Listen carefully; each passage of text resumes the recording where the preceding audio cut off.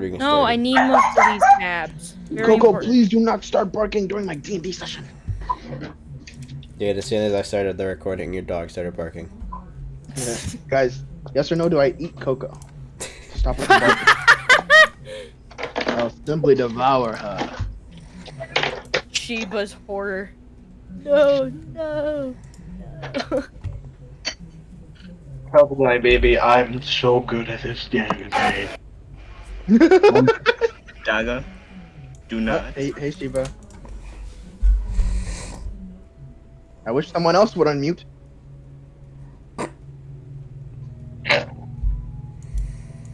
Okay. Wow. Yeah, fuck you. No, Flavibot is deafened, not muted. Okay, so now as you guys go to sleepy, My it answer is is now none. it is now Chest the Fourth. No!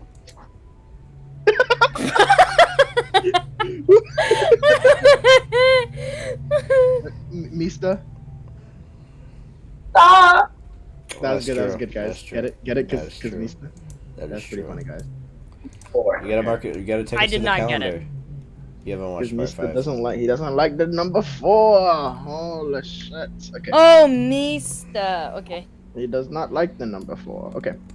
You gotta take us to the calendar. Music's way too loud. Oh shit. Forgot about that. Okay, it is now Chest the Fourth, everybody. No. What's 4 plus 12? 16. 16. Oh, okay, cool, great. What Anyway. day did we have to meet the lady? Tomorrow, Chest the 5th. Now. You guys have one day to lollygag around. Lollygag. All right. This music's You way too Willikers loud. guy. You gotta turn down the bot. Chill out, I know. Holy shit. How are you guys? Daniel, come on! So, as you guys go to sleep, Wait, and then no, you wake up in the morning. What the Fliptron? What? We went into the we went into the dungeon on the second day of chess. No, we did not. We did. In fact, we did. Yesterday was the 3rd. Yeah, yesterday was the 3rd. Then now you guys went home on the 3rd, and then woke up on the 4th. And if Now that's, what happened? that's not how it went down, then whatever. It's Yeah, then we'll okay. I've closed most of my tabs, and I'm still Okay. lagging as soon as I fucking click on the roll 20. So you guys wake up. So you head downstairs to start your day. You see none other than boom, Renair's here. Wait, Yes. the prom isn't in game. Yeah, sorry. It doesn't matter. It's fine. Just keep going. You piece of shit. I'm setting up. I just put Renair in the map layer. Oh. From That's supposed merged to be with there. reality.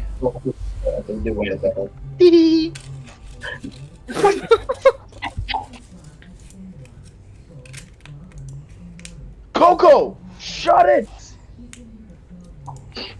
Oh, I didn't even hear Coco that time. You heard me. I'll take you out if you don't shut up. I'll eliminate you. Me talking to Shiba. Coco kind of looks like Shiba. Why don't you just like evict her from your room? Because there's another dog outside and they keep coming to blows. Pause. Huh? Yeah, let Coco DM. What Those does are what does the- Renair want? What does Renair want? Stop wagging your tail, Coco. You guys not remember what you did yesterday? Holy shit. Stop. Don't cry at me. You're so cute. Oh my god. You're so cute. Oh my god, you're so cute. Hey, Ivis. He's a good Since girl, you're he's a good girl, he's a good across girl. the It's coming. counter. Oh. I say, Alright. swirling my fingertip across the countertop as I tiredly look over at him.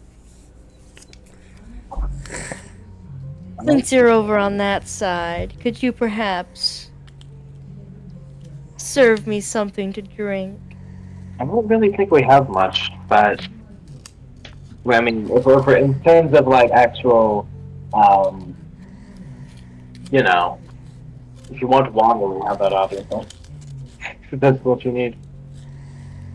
Well, do we have water? That's not still water.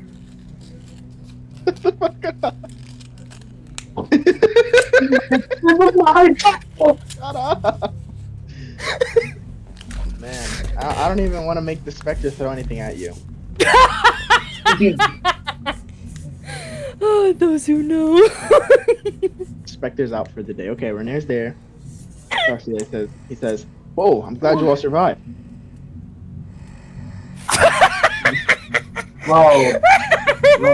I really hope so. What is that? Can you guys address Renair? I'd hope so, Renair. He nods. And what did you all find out? Your necklace. It was actually enlighten me for a moment. How much are you aware on the of the intricacies of the Zintharim? Zintharim. Renair looks at you and he raises his eyebrow. The Black Network? I understand they have influence in the city, but I'm not too familiar with them, no. Though I Do you hear have there's any- been an internal schism in their faction. Okay. Yes. Okay. It's good to get that. It's good to get that down beforehand.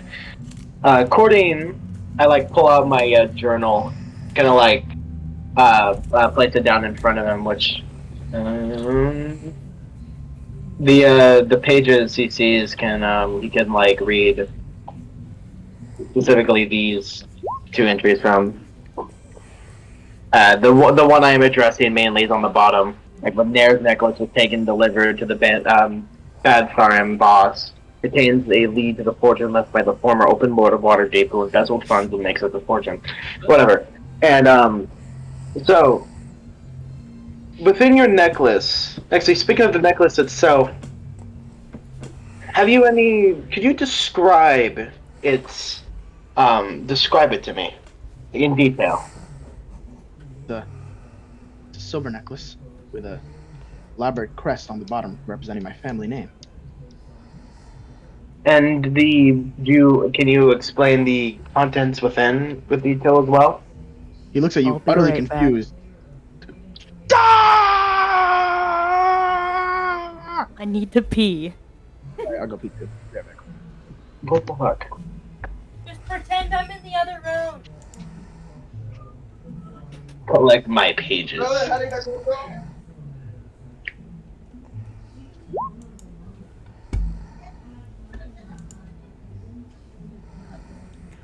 What the fuck is Gravatar?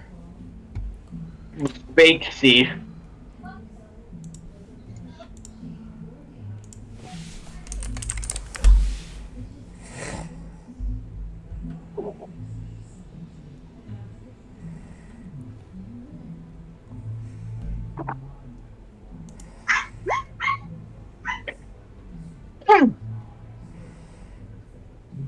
Okay. What? Renee.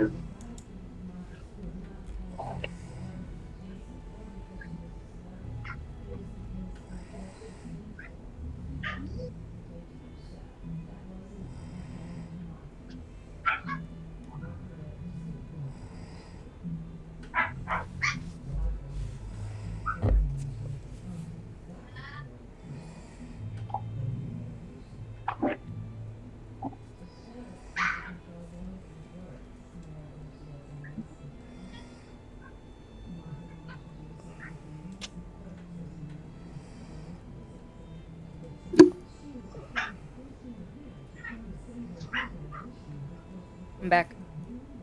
Welcome back. Wait, did you guys like pause?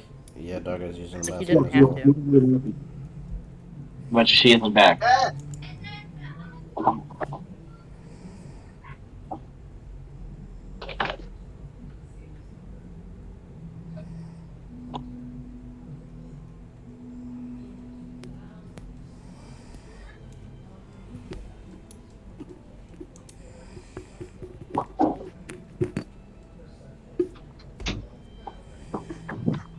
Okay, I'm back. Oh, man. Welcome back. Oh, why is Jax What over the there? fuck? Because I was The, going and taking a piss. All right, you said the Okay.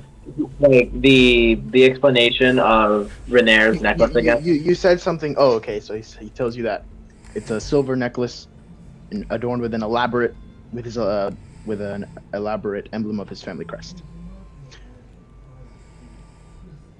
And you asked him a question, Tron? Yes.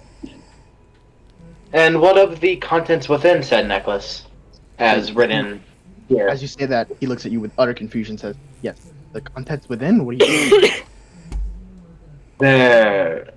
How? You are unaware? Are you not one who knows?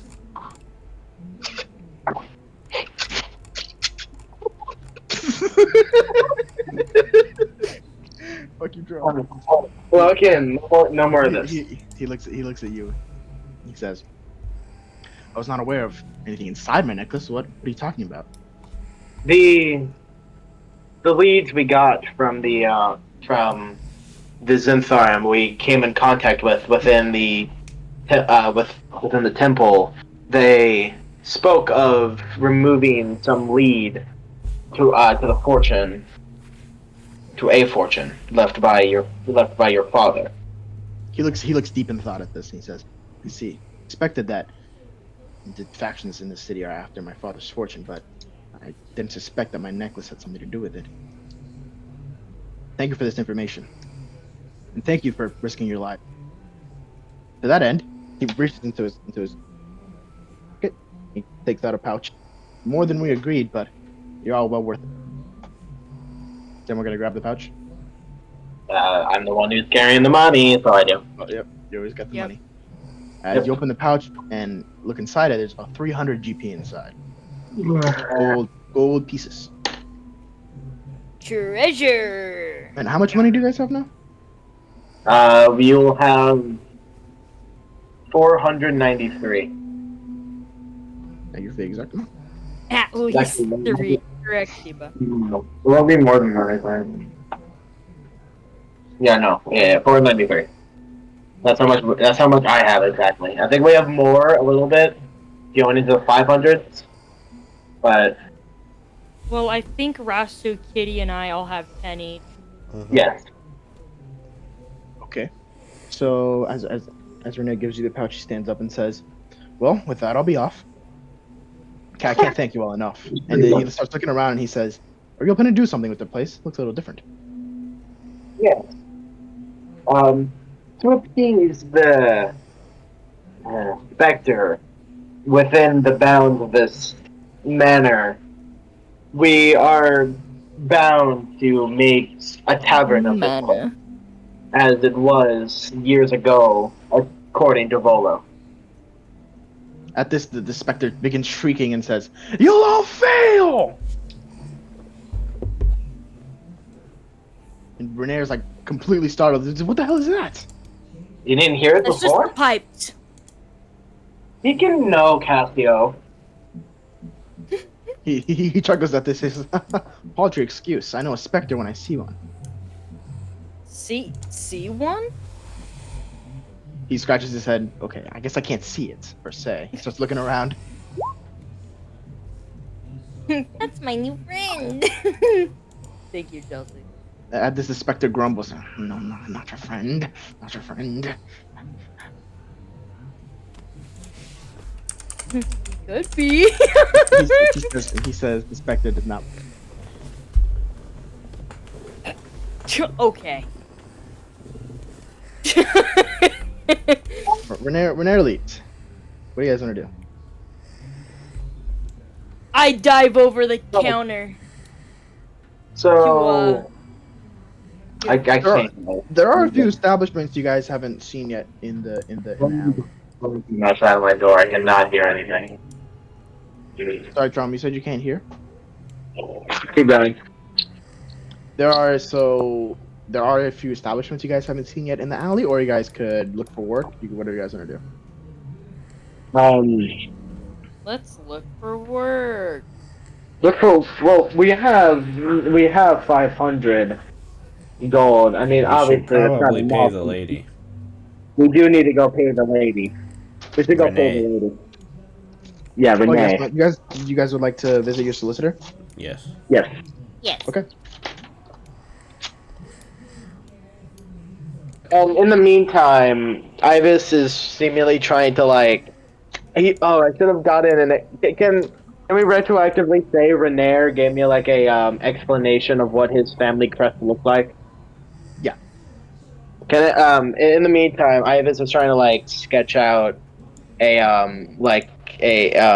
the explanation of the necklace that was given to him for reasons. Okay.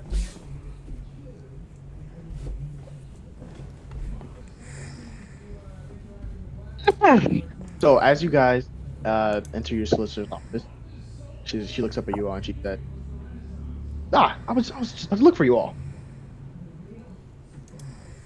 How do you guys? Alright. Well, I think so. How's the? Actually, you go first. Why were you So going to go look she starts talking to you all and she says, "Well, here's the good news. The guild licenses and the contracts have come through. Looks like I'll be able to set up the Renovators Guild, the Builders Guild, and all the. I won't bore you all with the details, but it's getting done. And let's get down to brass tacks. Mhm. I see you all have about 500 gold on hand, and you're gonna need about, let's say, 250 for the guild licenses and contracts, and about 1,000 gold pieces to renovate the tavern over 12 days." She's speaking in like a matter of fact tone as she's like reading off. Nope. All in all, that'll be about 1,250.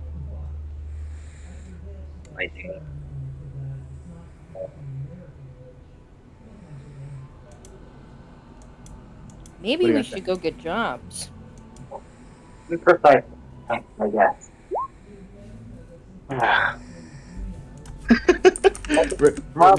Renee laughs at this suggestion. She says, "What jobs? Your adventures. Just go risk your lives or something. You're gonna bunch of money that way." Yes, but if we need to pay soon, going on a long-winded, life-risking adventure is not something we can do. That's Especially true. What if we not- die? What if we die? You won't be paid. She looks at you all and says, "Well, I suppose we could set up some kind of payment plan if you all can't pay up front. So for now, that'll be 350 for the first day of repairs, added on contracts, and then 100 GP every day for the next, let's say, 10 or 11 days." We're gonna have to make some fast cash, guys. Okay, who's willing to sell their body parts? Nobody. Trom, do you hand over this cash? How much of the cash? Yeah, how much of the cash? Like, So 350 starting, or So yeah, she tells you all she's ready to send over the workers right now, actually. But it's about 250 gold pieces for the guild licenses and contracts paid up front, and then 100 first day of repairs, and then for the next 10 or 11 days, it'll be 100 every day. okay. Could we meet these workers first? Like, could we like meet them outside? There'll be no issue with that, yeah. What did you say? The workers that will be sent. Trom, you've got like a film over your mouth, dog. See, I don't know why this happens sometimes. It just kind of does it every so often when I'm on phone. But, I can't do anything other, so. When it passes. She looks at you and she says, "Well, you want to meet the workers or something?" Yes. She What, the crosses her quality arms and check says, them? "Is that what you're doing, Trom?" You're saying that was directed towards you. No, I'm just trying to do the same. Yeah, we're gonna eat the workers. No, we're like the about the specter. We're gonna we have to tell them about the pipes. She that's waves right. her hand away and she says, "No, I've already informed them. It'll cost you a little extra, but that's already been calculated into the expenses. Damn. Ah. And trust me, I've vetted these men myself." All right. I trust you. So she You holds. seem like a very Yeah. noteworthy woman. She laughs. "I wish." Now she holds her hand out. "The gold, please." I get it.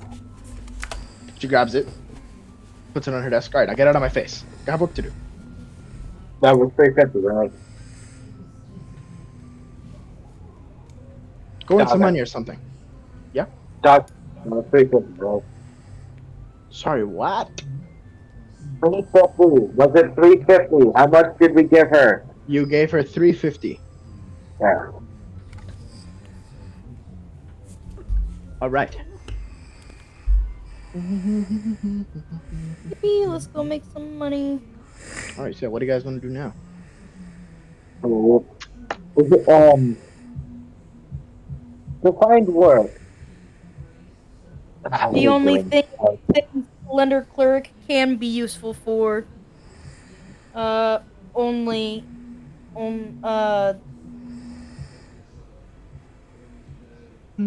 bards. What?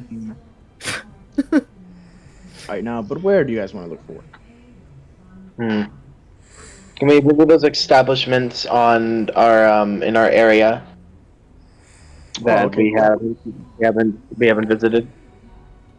Definitely. Maybe we can figure out something there. Maybe Where we would can you guys- kiss them and make them pay us money for kisses. Where would you guys like to go?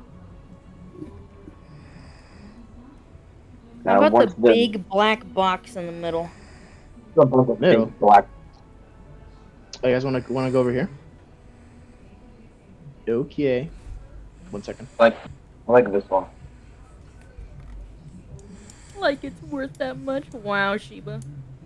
Okay. You're getting no kisses. Ever again from anybody. So as you guys walk up to this building, you notice this building's pretty unremarkable on the outside, but one distinguishing mark is an orange and black sign by the door featuring a cat's eyes. Would you guys like to enter? What size? There's an orange and black sign featuring a cat's eyes. I glance back at Chelsea. Yes, we should all glance back at Chelsea. Huh? And we push Chelsea to the front of the group, and she heads in first. Oh, guys, that's weird. What are we walking into?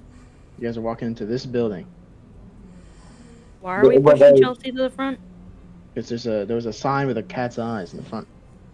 Oh. Can we get rid of these orange lines? Sorry. Chill out, dude. Sorry, the third impact. Ah! I'll get rid of the. I can't get rid of them now. It's pretty bad. Whoa! Why are there two kitties? Okay. Oh, man. My So you guys walking in? Yeah. Okay. Oh my god! I just squished you, Tron. Oh my lord! Fix yourself. Wide. Fix She yourself, can't, Tron. she can't alter the proportions. Fix myself. Alright, very good. Okay. So as you guys enter, seems to be a pretty unremarkable. Move your tokens. You fit, Tron. Mark it, by the way. So everyone, move your tokens in. Huh? I can't hear you. What are you saying? Everyone move your tokens now. Okay. So as you guys enter, you hear a voice from a adjacent room. Hello? Who is it? You have a consult? Console. Console, please. No. Maybe only one of us should have come in. That's what this place is about. Other than all piling and seem You like guys- we something. You guys fit. Do you guys want to respond to this disembodied voice? I look at Chelsea. What? Yeah, Chelsea's like the Rasu, squeeze her side. She'll meow. She'll meow. Okay.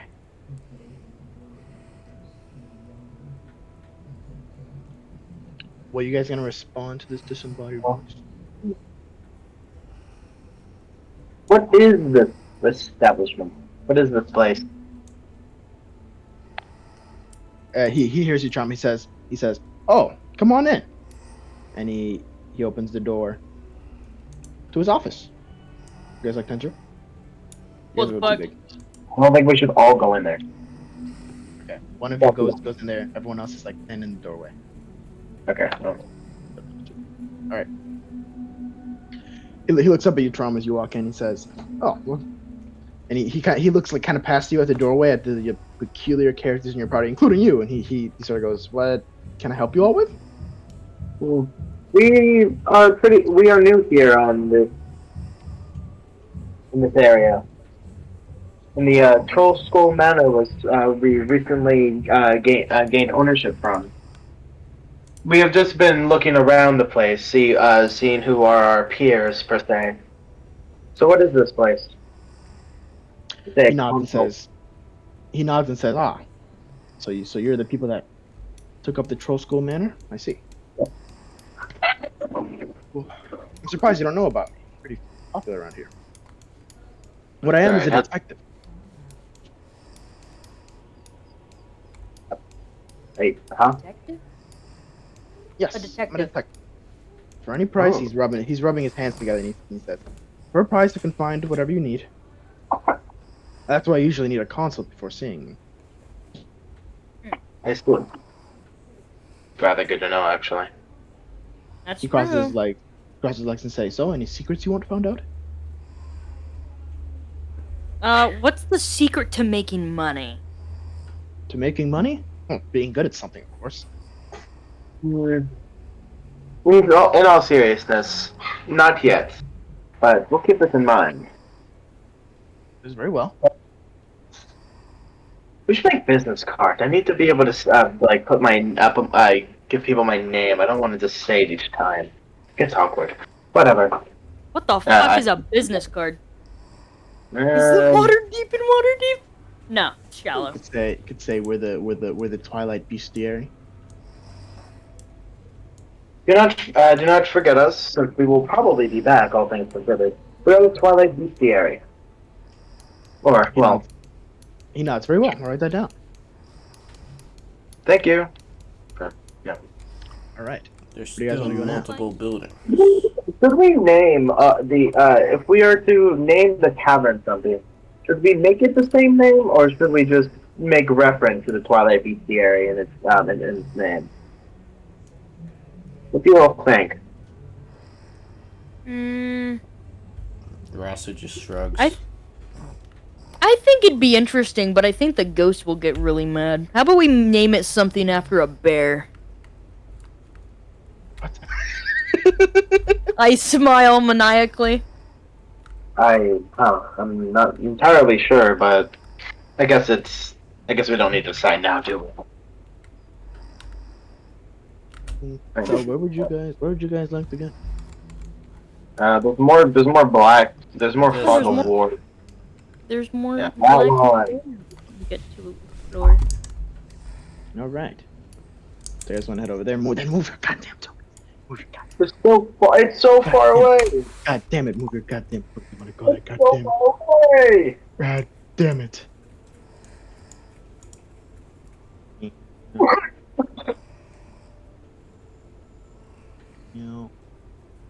And then now. Oh my gosh, Dogga, I thought you were fucking doing banana now. And I'm like, why the fuck are you humming that shit? Okay. So as you guys enter this establishment, move your goddamn tokens inside. God damn it! What is this right side? Inside? I think it's this side. Go inside right now. Weapons. Move your goddamn tokens inside right goddamn now. God damn it. God damn it, move them inside. In fact, I'm staying outside. No, I'm sorry. You guys went in through the balconies, by the way. I just flew up here. It's okay. I've been doing. Took my collar. Pay me for crimes. Yo, this guy's way too fucking big. Holy shit. Okay. Alright. So as you walk in, you see a half elf manning the table behind you, and he says, What? Half what? a half elf. A half of what? A half elf. Yeah, a half elf of the other side. What is the other half? Human, probably. Doesn't Yeah. even matter. Half elf is just Yeah. a race. Okay. So as he walks in, he looks at you and he pumps his arm in there and says, "Score! You're all adventurers, aren't you? You're gonna buy a whole lot of things here." Maybe. Anyway, who are you people? Well, we're adventurers. Surely you know something. What? I don't What? know over the happenings of this damn town. I just make my weapons and go out. At the I moment, know, I'm we've jesting. I'm jesting. Oh goodness.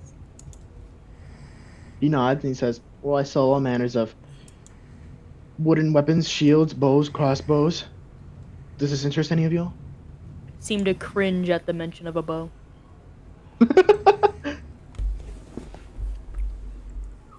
to actually explain who we are those who have recently come into ownership of the Troll Skull Manor. Twilight He- DC he- area. He looks up and says, "Sorry." Whatever. He looks up and says, "Oh, yeah, I still don't know who you are. Want to buy something?" Sure. Maybe. Probably not, actually. I'm looking to buy a job. Perhaps. He crosses his arms and goes, "What? You want to work here? Why?" Well, no, that's not what we said. You have, like... You have quests we can do, yeah? That you could perhaps offer us a shilling? Nothing right now that I need done, except maybe some errands, but it seems to be above you all. What is all here, by the way? Oh, what are you asking him? Like weapons. I know I'm a wizard, but I'm just curious, so we can get that out of the way. Weapons, wooden weapons, shields. He says, "Oh, and I also make furniture." Holy shit, he makes furniture. Make furniture? Y'all would be scammed by a merchant. Sheba. He looks at you and says, "Wait, hold on a minute. I remember that manor you're all in. Didn't it used to be a tavern?" Yes. Yeah. He says, "Oh wow, contract me to build some furniture for you all. Wink, wink." And we end up being the one giving you a job, then, aren't we? He's It's My exactly- cheeks get really hot and warm from true. thinking. If such a business relation could be personal, if we can meet you in person rather than going through our solicitor. So perhaps we will take you up on that eventually. We need money. So I walk out. He looks at you. Oh, okay. You guys are done? Tears streaming down my cheeks.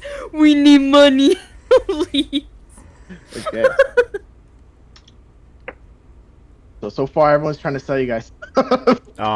Before Rasu leaves, she approaches the counter and she says, "I know you said you only sell wooden items, but I assume someone who sells weaponry would be well connected with anyone else who does the same.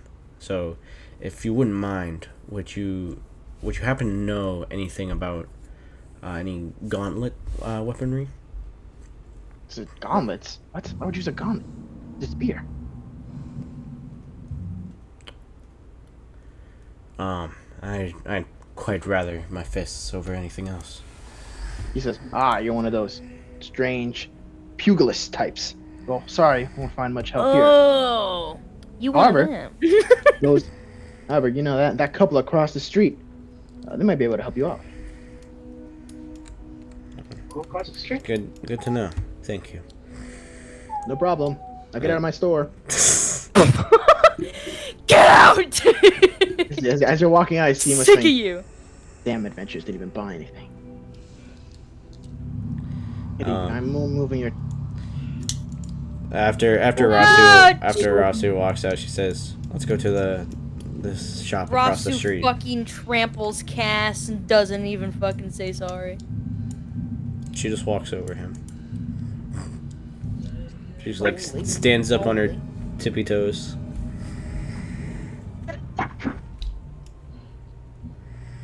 Me Now, having as you drawn guys- Rasu. As you guys walk into this establishment, you see a genasi couple, Whoa. a fire genasi and Aw. a water genasi, and one of them is like manipulating the fire around this furnace, while the other is putting water into this billow and manipulating water in order to make a weapon. As you guys walk in, they greet you all and say, "Well, hello there. we help you all with as they continue working. I am entranced by the man They're both men. wielding fire. Fireboy and Water Girl.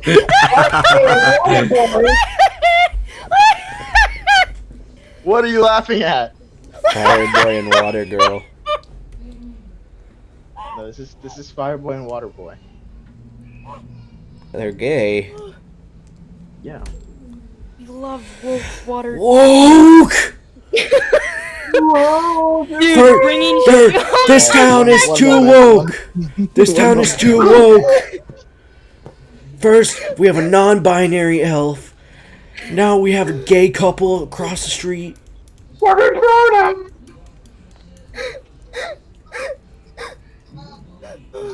I'm so happy we brought Shiva into the server. Holy shit! This is Waterdeep. This is why he is the silly icon. And we hired Mexicans. Dude. Okay, so what did the Dude. Genasi say? What did the guinea say? They asked That's how good. they could help us. Yeah. I am back, guys. enamored by the fireman. He's still messing around with the furnace. What are you guys gonna say? This is like the third time I've made this introductory today, but we are the group who has recently come into ownership of the Troll Skull Meadow in this area. We've Oh, at the moment we're just walking around to familiarize ourselves with the people around us, which includes you two. Now, as you say this, they both turn towards you. They say, "Oh, well, welcome to the neighborhood." This is the Water Genasi speaking. What can we do for you all?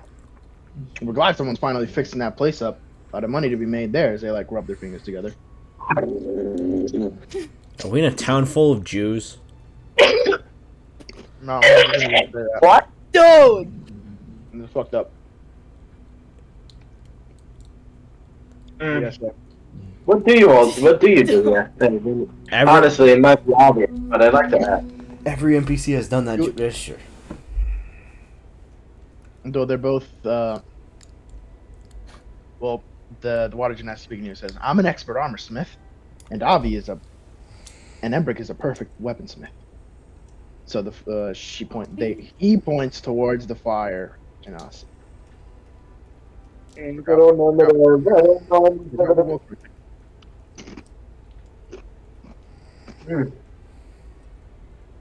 The gay forge?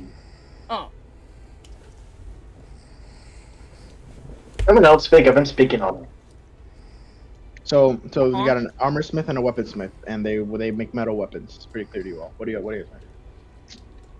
I mean, Chelsea and Chelsea could. The only one who uses a weapon. Now, as you guys are speaking, you notice Embrick is looking at Chelsea's blade pretty intently.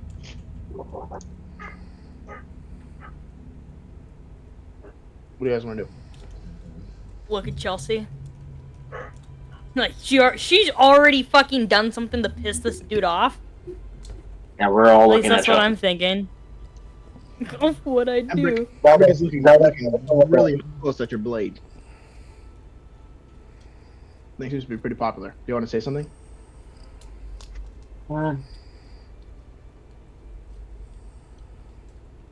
Embrick Off crosses limits, his pal. hand. Embrick crosses his hands. Yeah, I could forge something better than that piece of garbage, but it's not a normal weapon, is it? So, I pull out fourth dimensional popcorn. As he says that, Avi looks at him and he says, "Calm down, honey." They are Bro, gay. can I use Kill- Eldritch Blast on Kill him? them. You guys are gonna become murder hobos. no, we're not killing these Oh people. my god, we're gonna be fucking homophobic. We're gonna kill them. No, I refuse. So, sorry, Should but we roast a marshmallow near the fire, guy? I am assuming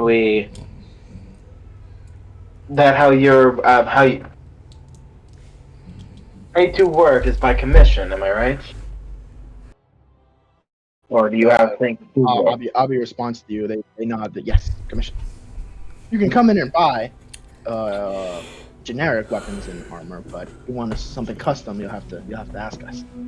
So that'll cost you a pretty penny. I look at Rasu. That seems pretty similar to what she desires. Do you do Kind of. gauntlets? Abi says gauntlets, not really my area of expertise. I'm so racist and homophobic, guys. Racist? Where'd that come from? Okay. I was about to say racist. He looks at Embrick. He looks at you. He says, he's like scratching his fire chin. He says, "Hold on, why don't you just use a spear?"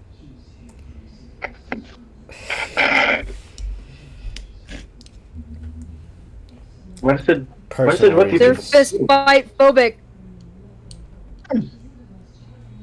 Morgan, you're gonna answer. Personal How reasons. pretty must be this penny? He put his arms on his hips. Personal reasons, no, whatever. Damn. If you're not gonna use a normal weapon, you probably want to opt for something magical, which is outside my purview. But if you want me to forge some gauntlets for you, it'll run you about 1,000 gold pieces.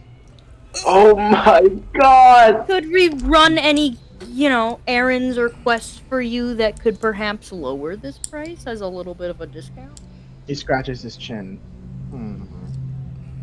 Get back to me in a few days. I'll see if I can come up with something. But Do you offer crosses his high arms. interest loans? He says, Rasu, no. We'll decide this later. We need. This will We come can't later. go into debt, Rasu. Go in debt, says You got Shiva. swung into so much responsibility out of nowhere. I am distraught, honestly. And so we must focus on what is most important, which I think you fare very well without such arms, you know? Would you This happen is to know where why- you can obtain a loan? Just do the infinite money glitch. Embrick says, loans? I wouldn't recommend it. Here in the city, most business goes through the guilds, and if you want a loan, well, you may have to interact with some criminal elements. Which Yeah, I don't recommend. Or maybe if you could talk up a noble, they'd be able to lend you some money. land is Guys, Do you guys know any noble? I don't think Lend I is can not handle a reasonable. noble. You guys do know a noble. I don't think I can handle him. What? Do not take Rainier. Can any of you guys like wear any metal armor? Mm-mm. Oh. I can. I just I can't think play Blade, if I I do. think Blade gives proficiency in heavy armor and I mean, light domain. all you guys can, Huh? but If I Wait, yeah, wear yeah. if I wear armor, my AC goes down. Yeah. Jax, I think you do have it as a light cleric. You have some Yeah, proficiency. Yeah, but then I And my can't movement fly. goes down. Oh, you can't fly if you wear heavy armor. Yeah. I think So, it's Jax, heavy why and is your, medium. then why is your AC 16, Jax? Because I have a shield. Yeah, they have. Oh, and they have scale mail, which is pretty good. 'Cause I think they How gives you them fly 14 with plus 2. metal armor or medium armor? Huh? Are you flying with medium armor? Hold on, I might have to look at my stats again. Because if Who I've been cares? illegally flying, that might not be good. And who cares? It's not all that. Cass has just learned how to use all fucking, like, eight of his wings. Cool. Oh my god, I'm lagging! Ah!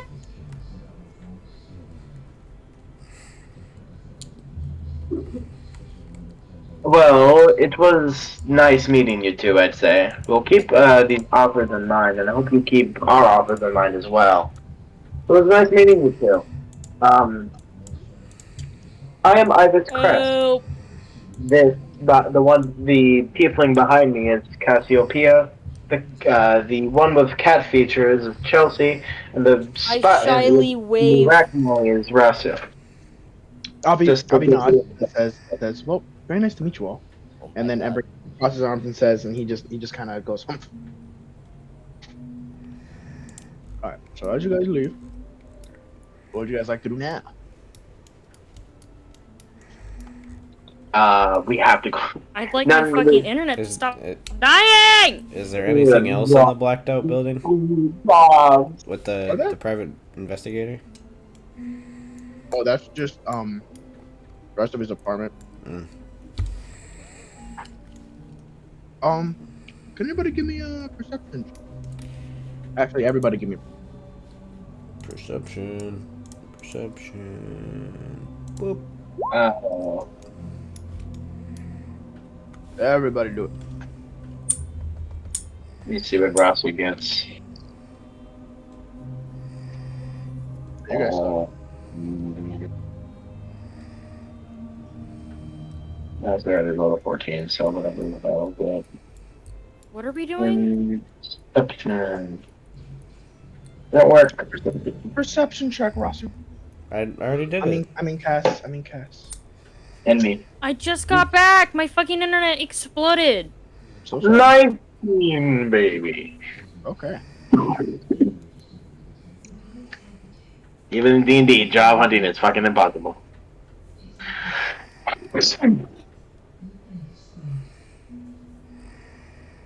So Prom, you get as you're looking around, you get slightest glimpse of a drow in the sun before they slink back into an alleyway. Wow, in They the look pretty sun. suspicious.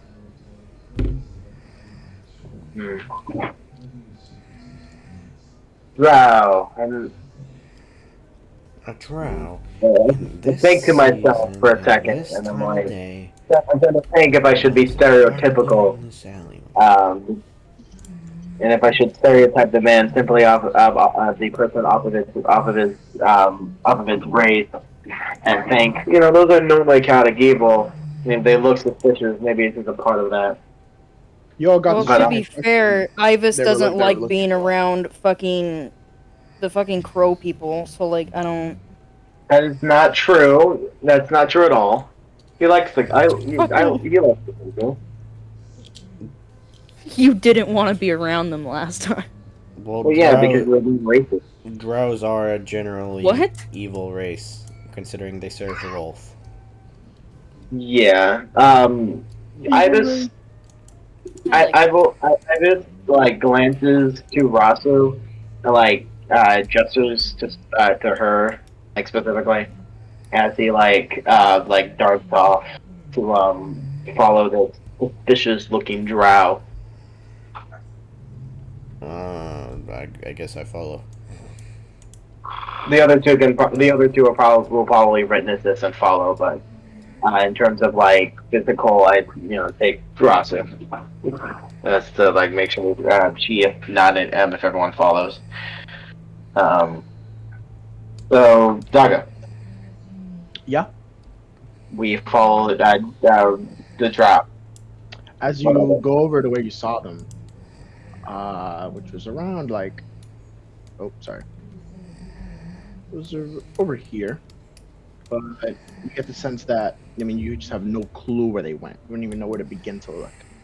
And the doubt starts in your mind that maybe you saw, maybe you imagined it. What the fuck is Ivus even doing, though? I think to myself. And now, as you're all looking for this person, you hear the telltale sound of a teleport spell. Counter And it is. I forgot their name. Holy shit, I'm shocked. Hold on, sorry guys. Oh, it is Okuria Stone Marrow, the person who visited you all the other day. She goes up to you all. She says, "Well, hello. What are you all up to?" We were familiarizing ourselves with the neighborhood and looking for jobs, which on the latter half, we have currently found no success on today. She looks around at you all. Says, "Very well. I just had to check on you all the day before your arranged meeting. Make sure you all haven't gotten yourselves killed. But and you all said you're looking for work." Mm-hmm. Yes. Very much so. Well, don't worry. I'm sure the black staff will give you all plenty of employment tomorrow. She winks at you all. But make sure not to get yourselves killed. Is your I wasn't schedules planning on clear? it. They, unless they, we'll keep them clear. We'll keep them clear. Don't you worry. She nods and says, "Oh, one last thing. As I went to look for you all in the manor, except there seems to be a man outside wanting to meet you all." Oops. Great.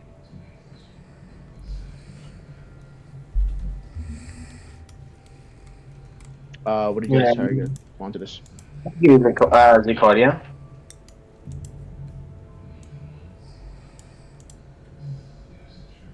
Like I just like kind of like walk past. Sorry, what did you ask? I just said I just think Zicordia. Thank you. As I like try to walk past and like head towards the school manor. To meet with the person she spoke of. Okay, so you guys going back to the manor to see who wants to meet you all? Yes. Okay. With that, Okoria saunters away with her golem. Everybody move your tokens right goddamn now.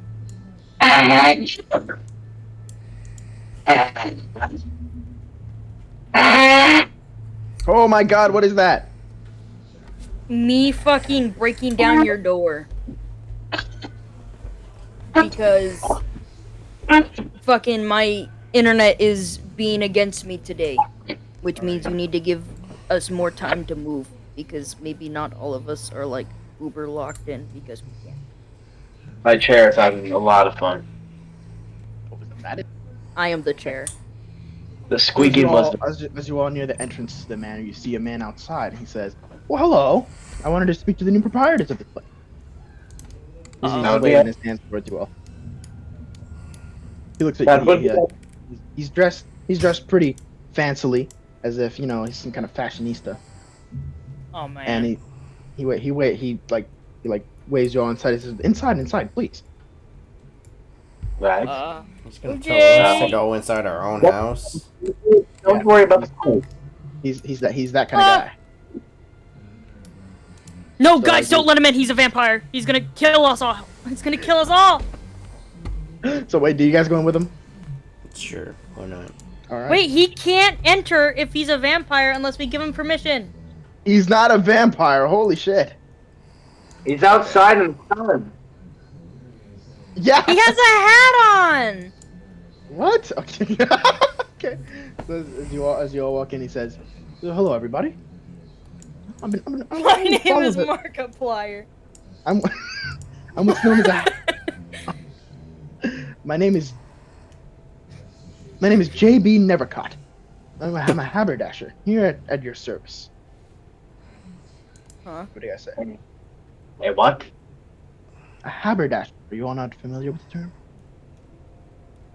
I grew up in the woods. I do not know that term. We're poor.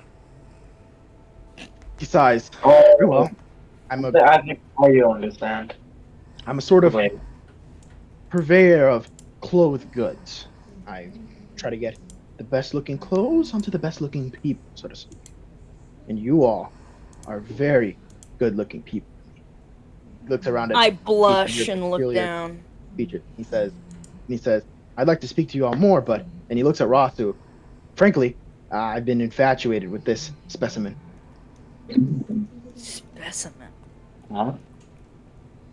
In fact, I'd like to speak to them privately if you don't mind. Sure. I look why at not? Rasu. Why not? Blink twice if you're uncomfortable.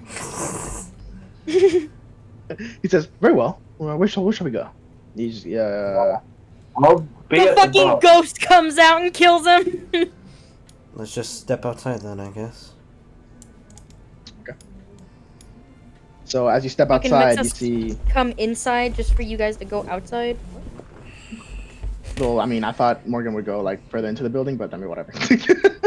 so, oh well, let's say you guys are out here in the balcony, or just the steps. You know? All right. So, as you all step outside, his demeanor quickly changes, and he starts to look at you pretty intensely, Rasu. And he's like he's like looking you up and down. He goes, "Are you a Drider?" Something like that. He crosses his arms and looks at you, even more intently. How do you mean? Driders are drows. I'm not a drow. Says he like rubs his chin. You're not a drow, but what are you then?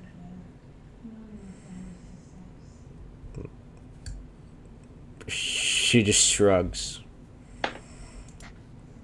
He chuckles and says, you know what a drider really is, right? Could you be more specific? When Loth sees a drow of particular promise, she'll, let's say, awards them with a set of trials in order to prove their whatever, fuck you, proves their stuff. And if they fail, she curses them with the form of a drider. They're feared and notorious in drow society. Now, how did you come across this form? At this point, you can tell he just seems to be interested, but he has some kind of ulterior motive here. There's a point to what he's asking. How do you respond? It's a bold thing to ask after you've just met someone.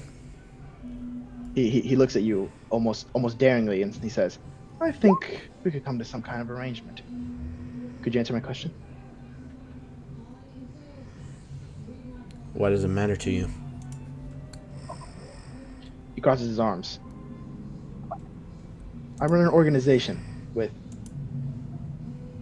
special interests, and I think you'd be a good fit. And your form could prove useful for, let's say, you'd be unpopular with my lieutenant in a way that I'd like. Do you understand what I'm saying here? The subtext of what he's saying is that he's got a criminal organization, and he thinks you'd be a good fit. How do you respond?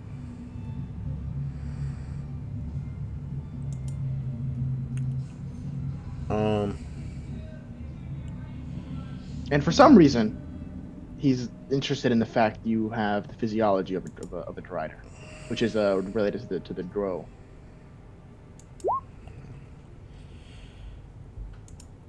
I'll tell you that I gained this form through magical means. That's all I'm willing to disclose. Have you had a human upbringing? Let's say. For a while. He shrugs. Very well. That's all I really need to know. This organization of mine, let's just say it advances my self-interest.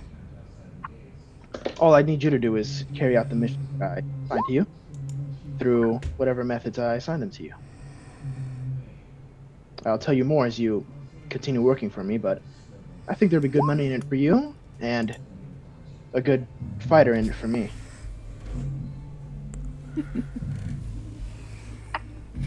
What do you say to this, Russell? Is that all? She says her voice is just like cold. She's not very happy with this guy, but she can't turn down the money. Is that apparent? Slightly. I mean, there's just a slight like edge to her voice. So at this he nods and says, "Very well."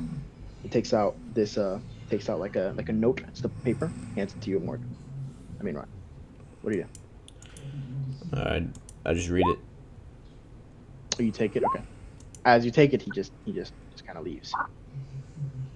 It doesn't say anything to anybody else. Interesting. Afterwards, Rossi just walks back inside.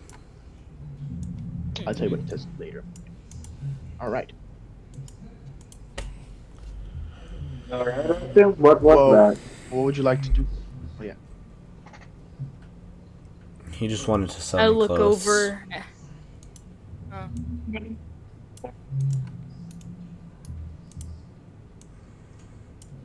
What was he trying to sell you? Clothing, and he asked me to be a kind of like model.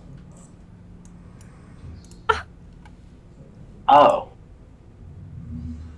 What kind of model? Was he trying to exploit you, Rasu dear? Like model for his clothes. You saw how opulent he was.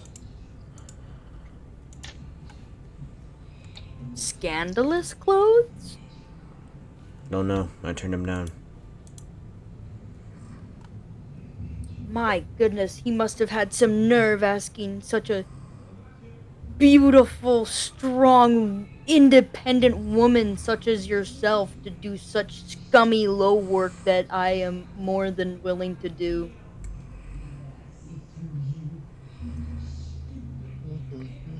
Anyways, what should we do next? We now we still need work, and I might be out of ideas on that front.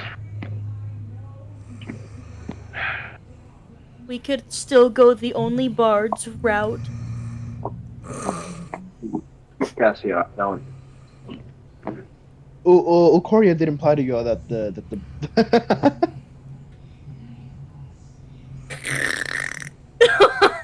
You guys want to head to a bathhouse? Not yet. Okay. Um, What are you all's plan?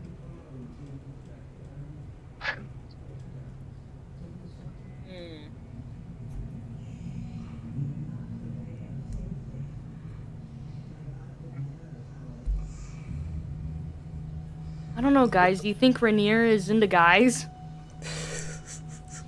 What the fuck? are you trying to enter illicit relations with the people around you? I don't quite understand. No. I'm doing it solely so that we have money to survive out here in these. Yes, but that is Dangerous. that might be the exact same thing. You're not going to try to seduce Rainier into paying you for sex, Cassia. Oh my, Ivus, are you jealous? No, it's just I don't feel like we don't need to stoop down there yet, if ever. At this conversation, the Spectre condescends to this level, and he starts muttering, "I feel you perverts. He's smirking my tavern." If you keep talking, you're gonna make this a place of brothel instead of a tavern. Brothels are close to churches, right? Not. Okay, what would you guys like to do before ending the day? We need to find work, but I'm out of ideas. Like, Ivis is out of ideas. I'm out of ideas. Maybe you guys just gotta sit on it. Maybe you guys could go out just into the city, like you guys did last Sit time. on it. Get on it! Or the Black Staff would probably have a great way to find work. Who knows? Well, yeah, I thought we were meeting them tomorrow. So, You know what? The more I think about it, Rasu, since Ivus and Chelsea are gonna be essentially gone tomorrow because we were not invited, we are, You guys were all invited. oh, we were the ones who were just entered into the Watchful Order of Magus and Protectors. I wonder if they pay good. They don't Who pay at knows? Damn it. all. I think it's just some sort of registration for wizards and the like. All this one thing is making me tired. Maybe Hey, we guys. should just suck it the fuck up and do some quests for people?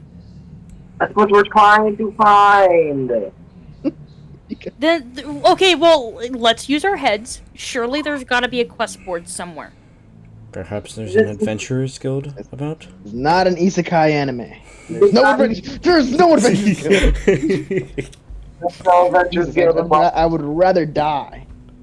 You can find that in Perhaps my they rank fellow adventurers Through in anime, I'd kill myself. among letters, with We're here in F Waterdeep. being the We're- weakest and S being the strongest. Guys, I found this calling card at the doorstep. Let's change. Got a strange circle, like red wax seal on the back. We have to change Silverhand's heart. Now, Morgan, there's something you could do today. What's written on the note? I'd said I read it. You didn't tell me what it was. I'll tell you what it says now. It says, "This mission is so easy, a gang of street urchins could pull it off," is written in neat handwriting on the note. "I want you to deliver an expose to Gaxley Rudderbust, the publisher of a local broadsheet called the Waterdeep Wazoo, without his knowing who wrote it or where it came from. You'll find his office on the corner of Imar Street and Stallion Street in the North Ward. Leave the story on his desk, and at the bottom, he says, P.S. I don't care if you involve your friends, just don't tell them about me, or involve my organization in any way. This may change later." Let's head to the North Gotcha. Ward to look for work. Maybe we'll have better luck this time. You're right. Okay, I suppose. What if one of you two are doing the pumpkin from that? And Morgan, also on the note, is the location of a dead drop with the expose somewhere in the North Ward. Like on I'm a gonna map. try and change Cassio's personality a bit because I feel like he would be adverse to fighting. Kind of. Okay, I like that. Yeah, I always assumed, as a cleric, it would be kind of weird to fight. Well, I mean, also War making him cleric. fight regarding his past. Right. All right, so you guys are heading towards the North Ward? Yes, Wait, I you suppose. guys, wait, hold on. You guys live in the North Ward? we do. I thought we're in the, We do? Yeah. I thought we're in the C one. Yeah. Hold on, I'm blowed. Hold on. Oh, yeah, my bad. You guys live in the C Ward. My bad. The North Ward is the big residential area. Okay. Wait, C Ward is higher up than North Ward. We're going to East Ward. This is the North Ward, god damn it. Alright. Now as you're all walking through the city, perambulating, the streets are filled with carriages, smell of horse dung is in the air as night descends upon the city. You guys still feel the after effects of the fireball from the other day. The city's kind of on high alert. And so who's leading this effort to find work? I mean, me. I guess. My chest is bustling with a gentle light as Okay. the fucking sun falls. You guys- I'm hanging towards the back, trying to look for this drop location. Well, unless you go to the location, Morgan, you know where it is. You just have to lead the party there. Finding work at night is not something I was looking forward to because then we can get involved in criminal means. This Or sounds a criminal lot like what activity. I was trying to get us to do, or rather myself. We're not. I'm not getting involved with criminality just for this tavern we inherited by that fraud author. Olo is far from a fraud. He's fucking poor. I don't want to hear it. We're all Wow, classist, Ivis? Just him specifically. As Okay. light descends upon the North Ward, Soloist. as you're all walking around, I assume asking bartenders and such, they just give you the usual run around. You know, they're just trying to make it seem like you know something, but really they don't. It would seem the effort has failed for today. No, hold on. Let me do something. I sigh, still taking a drink of my water. Yeah, the effort has definitely failed. What do you guys want to do? What?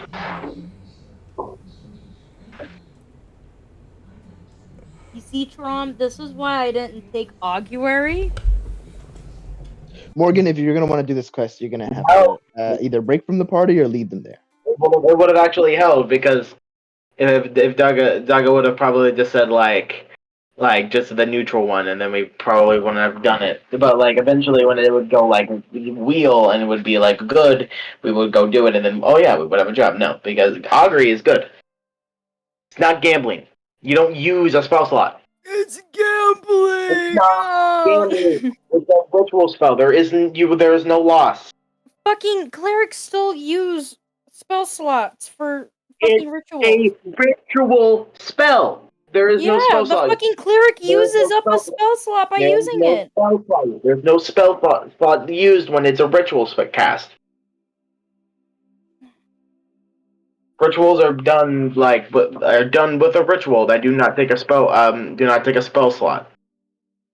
They take a preparation slot, but not a spell slot. When you use it, you don't take away a spell slot. They just happen. To explode. Okay, Doge, lead your thing. If you want to, Morgan, or you could, maybe slip away in the night, do it yourself. Yeah, I was wondering what the hell's going on. Lovers There we go. quarrels. Well, Ivis, if you're not interested in finding a job with the potential of criminals, you might as well have Mac. I'll keep searching. She says as she breaks away from the party. What? What? I've No, got our things to big- do. Our big, beautiful, strong, independent Spider Woman is breaking off from the party. Definitely follow. Like. Stealth check? Oh yeah, are you guys gonna follow Rasu? Yeah, I mean, we're not letting her just run away like that. Wait. So, but is Chelsea okay with We'll this? die Ashley without her. it? Or do you guys try and stop her as she's walking away? What do you guys do? I mean, I want to say something, but I'm not sure if she can hear, so I'm gonna just follow. So after she walks away, you guys are beginning to follow her. Yes. Okay, Morgan, do you want to be able to roll an insight check or something to notice them, or do you want to play this out? I'll play it out for You now. could roll it and still fail. Okay, got it. All right. So I'm just gonna head to the drop point and grab the mail. So yeah, as you get to the drop point, it's located underneath a street sign behind some garbage. And as you find the expose, it's bounded up. This is it's like this sort of several bundles of paper bundled together. Do you want to open it and look at it? Yeah, I'm Or gonna skim it. You just want to real quick. deliver it. You'd have to open the package and then close it back up. Is it tied 'Cause together it's sealed. or wax sealed? In order to look at it, you'd have to unseal it in some way. What's sealing it? Like wax? No, it's just tied together. Oh yeah, I'll just untie it. All right, cool. So as you open it up and read it, you find that this is an expose on devil worship among unnamed Waterdeepian noble families. The story mentions orgies and secret deals happening behind closed doors. Whether this is true or not, you don't know. There's sources mentioned, but you're really not sure what this document entails. As Rasu was just reading and reading this expose. Okay. Sorry. Are you all following Rasu? Everyone just kind of was okay with this idea. Yeah. I mean, yeah. Okay, great. I feel like I need to protect her, even though she fucking protects most of us most of the time. Okay. I feel Morgan, what do you want to do now? You do know where are you gonna head over to the? Yeah, I'm gonna tie it back up and then head to the newspaper place. You were just sitting there for a while. Can we catch up to her or something? You guys have been tailing her, following her, and you also see her reading the thing, her picking up this piece of paper. So as you head over to the Waterdeep, you go to the Waterdeep Wazoo, you notice that it's sort of like an office located on the third floor of this large wooden buildings. Several kind of organizations use it. Some guild offices, but at the top is the Waterdeep Wazoo. It's after hours, of course. Everything's closed. What would you like to do? So the letter said I just have to sit it on the desk, right? You have to deliver it to the publisher's office. Are there any open windows? What do you want to say? Catch up at this point? You Can guys, just, well, I mean, you guys are like following her, but Yeah, but I was you never her? doing it stealthily. Yeah, right. I'm just assuming as as everything Rossy's doing, you guys are seeing this. As long as But she's like I'm out on the street walking around. seen. He wants to like approach Rasu. At I this point, want. Yes. okay, is everyone else approaching Rasu as well? I mean, I could have just gone alone. What is Scott's name? Jack, Kitty. Fucking, I'm sorry, but she's like, just like walking up to this place, and I'm like, Yeah, no, we're not letting that just happen. So at this point, you guys are like interfering. Interfering? No, we're just approaching. Or okay, you guys are now approaching Rasu, but I mean, it's pretty clear you guys have been following her. Well, yeah, because we just randomly left. Of course, we're just gonna follow her. Like she didn't I'll even just say give don't. her a big ol' Yeah. fucking kiss. She never said don't follow me. She was like, "Well, continue along if you don't want to get into any criminal." So that's not don't follow me. That's a suggestion. That's not to follow because of what I said previously. Fucking, Which that's sloppy. Very sloppy. Well, I mean, okay, so it's just up to how Rasu takes it. You guys approach her. What happens? Rasu, like approach. In the night, I can hardly be seen, but you know. I have dark vision. Yeah, I'm I know. also fucking ablaze. We all have dark vision, asshole. But still. Rasu just turns around, looking at Ivis. Is he like just walking around? Because we're on the like third floor or something. I don't know if it's like a staircase You up. haven't climbed. Have you like climbed up there yet? I assume you're still like you're still like at the dead drop, but then you like you go into the building and now you're like looking up at it. So yeah, we're still at the floor. Yeah, you still guys are like you guys like on the street adjacent to the building. When I said I didn't want to get involved in criminal affairs, it was in reference in how no. It's simply that I think we have more legal means to do it. However, what are you doing? A task the fashionista asked me to do before he left. And do you consider this a criminal act? By what means? I actually have no idea what you're doing, to be honest. Now wait, you didn't say anything about him giving you a task back at the tavern. That's right. The game's up. She just shrugs. You don't need to hide such things, you know? Rasu, we're like a family.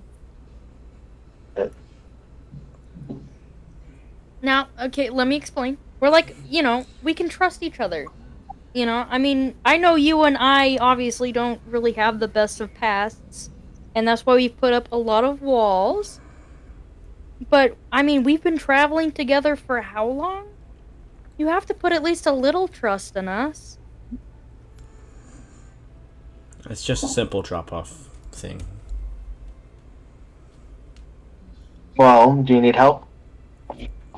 No, I can just climb into the building. And I could fly up into the building, much smaller, less work. It'd be less footy prints. No offense. You don't while you know the office is up there, Morgan, you do know you have to drop it into the specific office of this publisher, and you haven't cased the building. You're not sure where exactly that may be located. I like reach my hand out and I'm like, I can do it. Just tell me what needs to be done. Very well. She holds the expose papers and just like drops them into your hands. Find the publisher's office and put these onto his desk. It seemed, Alright, so, it seemed like the building is closed for now, so find an open window or something if you can. Did it say third floor? Yes. My wings expand and I look up to gauge the distance.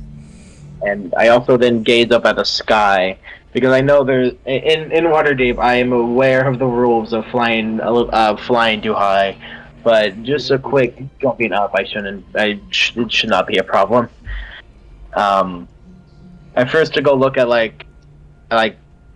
fly up up to like around the 3rd floor, and I try to like look to see if any of the windows can be opened from the outside.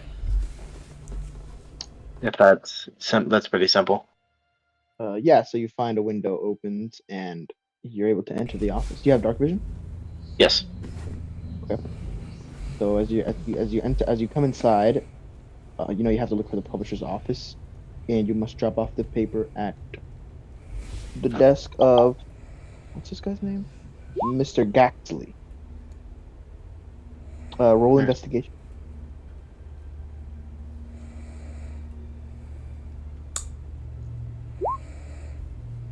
All right. You're able I to always quickly find you're able to quickly find the publisher's office, and you drop the expose off inside his on top of his desk. To leave, I leave out the same window I entered from, and Yeah, but do you close it behind you? it was already open for like. Closing it could be evidence. Yeah, I leave it open. It was already open. Did I open it? Yes. Did I? You said you found an opened window. Did you just mean an unlocked true. window? Or did you... I meant an unlocked window. Okay, I do close the window. Okay.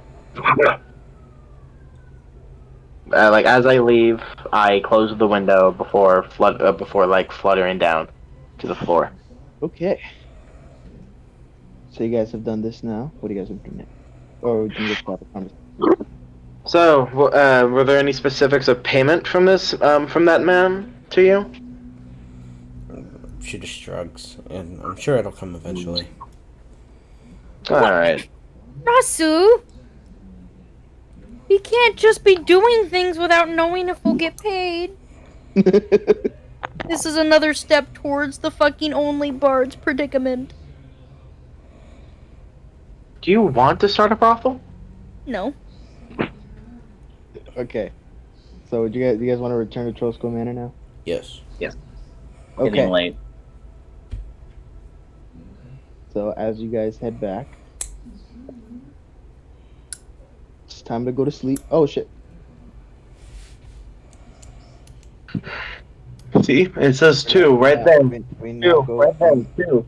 We were on 2. We were on 2. It's right there. Right there. Hey, Unchanged. Hey, do you see the X? Do you see the other X? No, there isn't one. That's Oh, the thing. I think you put it on the jam layer. Hold on.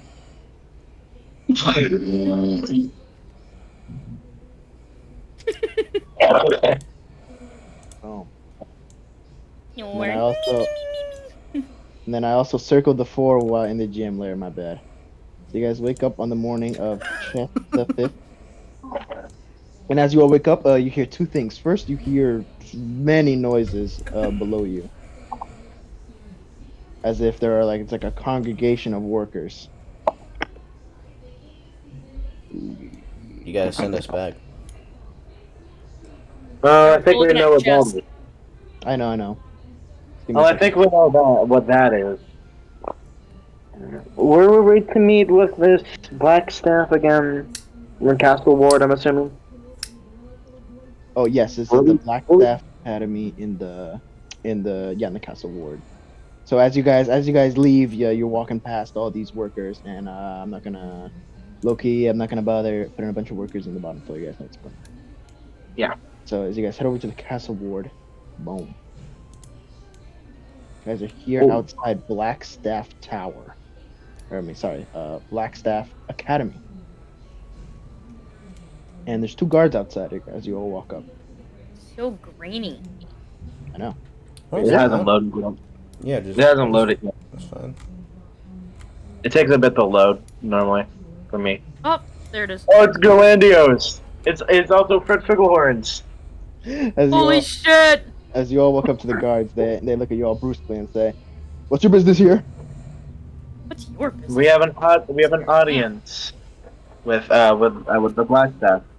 You guys remember guard- your badges, right? The guard looks around at you all. Says, Right. "You guys gonna answer, Jack?" Says what? Says You didn't ask anything. Oh, sorry. Yeah. The guards say, "Audience with the black staff." You sure? Yes. They each of them scratch their chins in unison. One of them says, "Yeah, What the fuck? one second." They walk into the tower for a moment. The other guard stays outside and says, "You're all a pretty peculiar group. Who are you people?" We. Oh my None god, yet. how many times? The Twilight Bestiary! He looks at you all blankly. The what? We are a group of adventurers that have recently come into the ownership of of the Troll Skull Manor up in the Sea Ward. We did everything else. Why we have audience with the Blackstaff, I cannot tell you. Honestly, I don't know. However, I don't think you need to worry yourself. If you want our names, The guard What? says, "No, it's fine." But his eyes wander over and he's like, "That cat's got a killer blade, though." Simside is very hit or miss if people like it here. I love how everybody is drawn to Chelsea's sword and not the gaping fucking fiery hole in my chest. One person got interested in the hole. That's par for the course. Yeah, that is. Bruh. All right, as How the many other guard motherfuckers returns, you see with holes in their chest, though? as the other Still guard walking. as the other guard returns, he looks at you and he says, "Oh, I guess you all weren't trying to scam us." Scam. Ascend up to the second floor and enter the first conference room. Thank you. Okay. Thank you, sirs.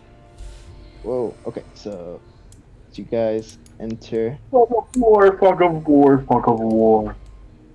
Guys, Oh. first conference room is right here. How the Holy fuck do we get in? The You door. guys just walk in. Move your. But there's- God, please move your tokens. There's a door right Shut here. up! 1 second. There's the first level, but it didn't have what I need, so I just In a minute! I thought it was gonna be like.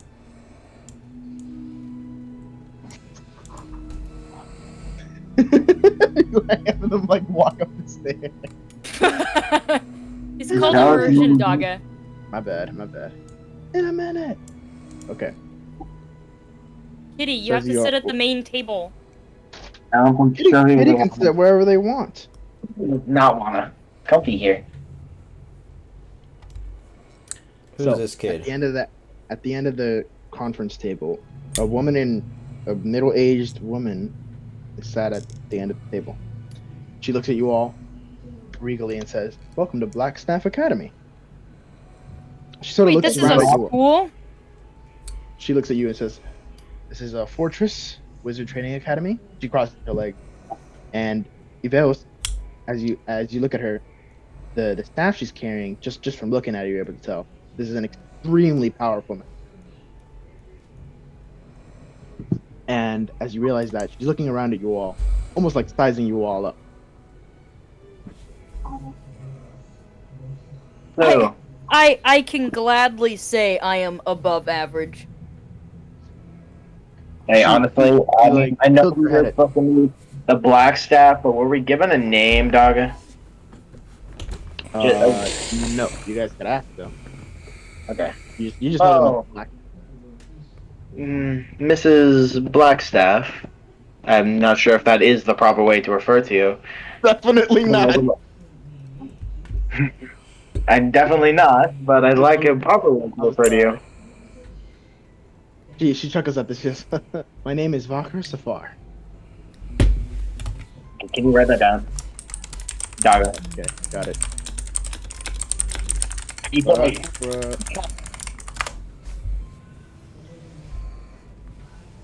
Yeah. So, and I'll even show you guys the picture. Oh no, she's hot. She's black. Ta-da. Woke. Shut up! You can't tell from just their token. No, it's Oh too shit, small. the token changed.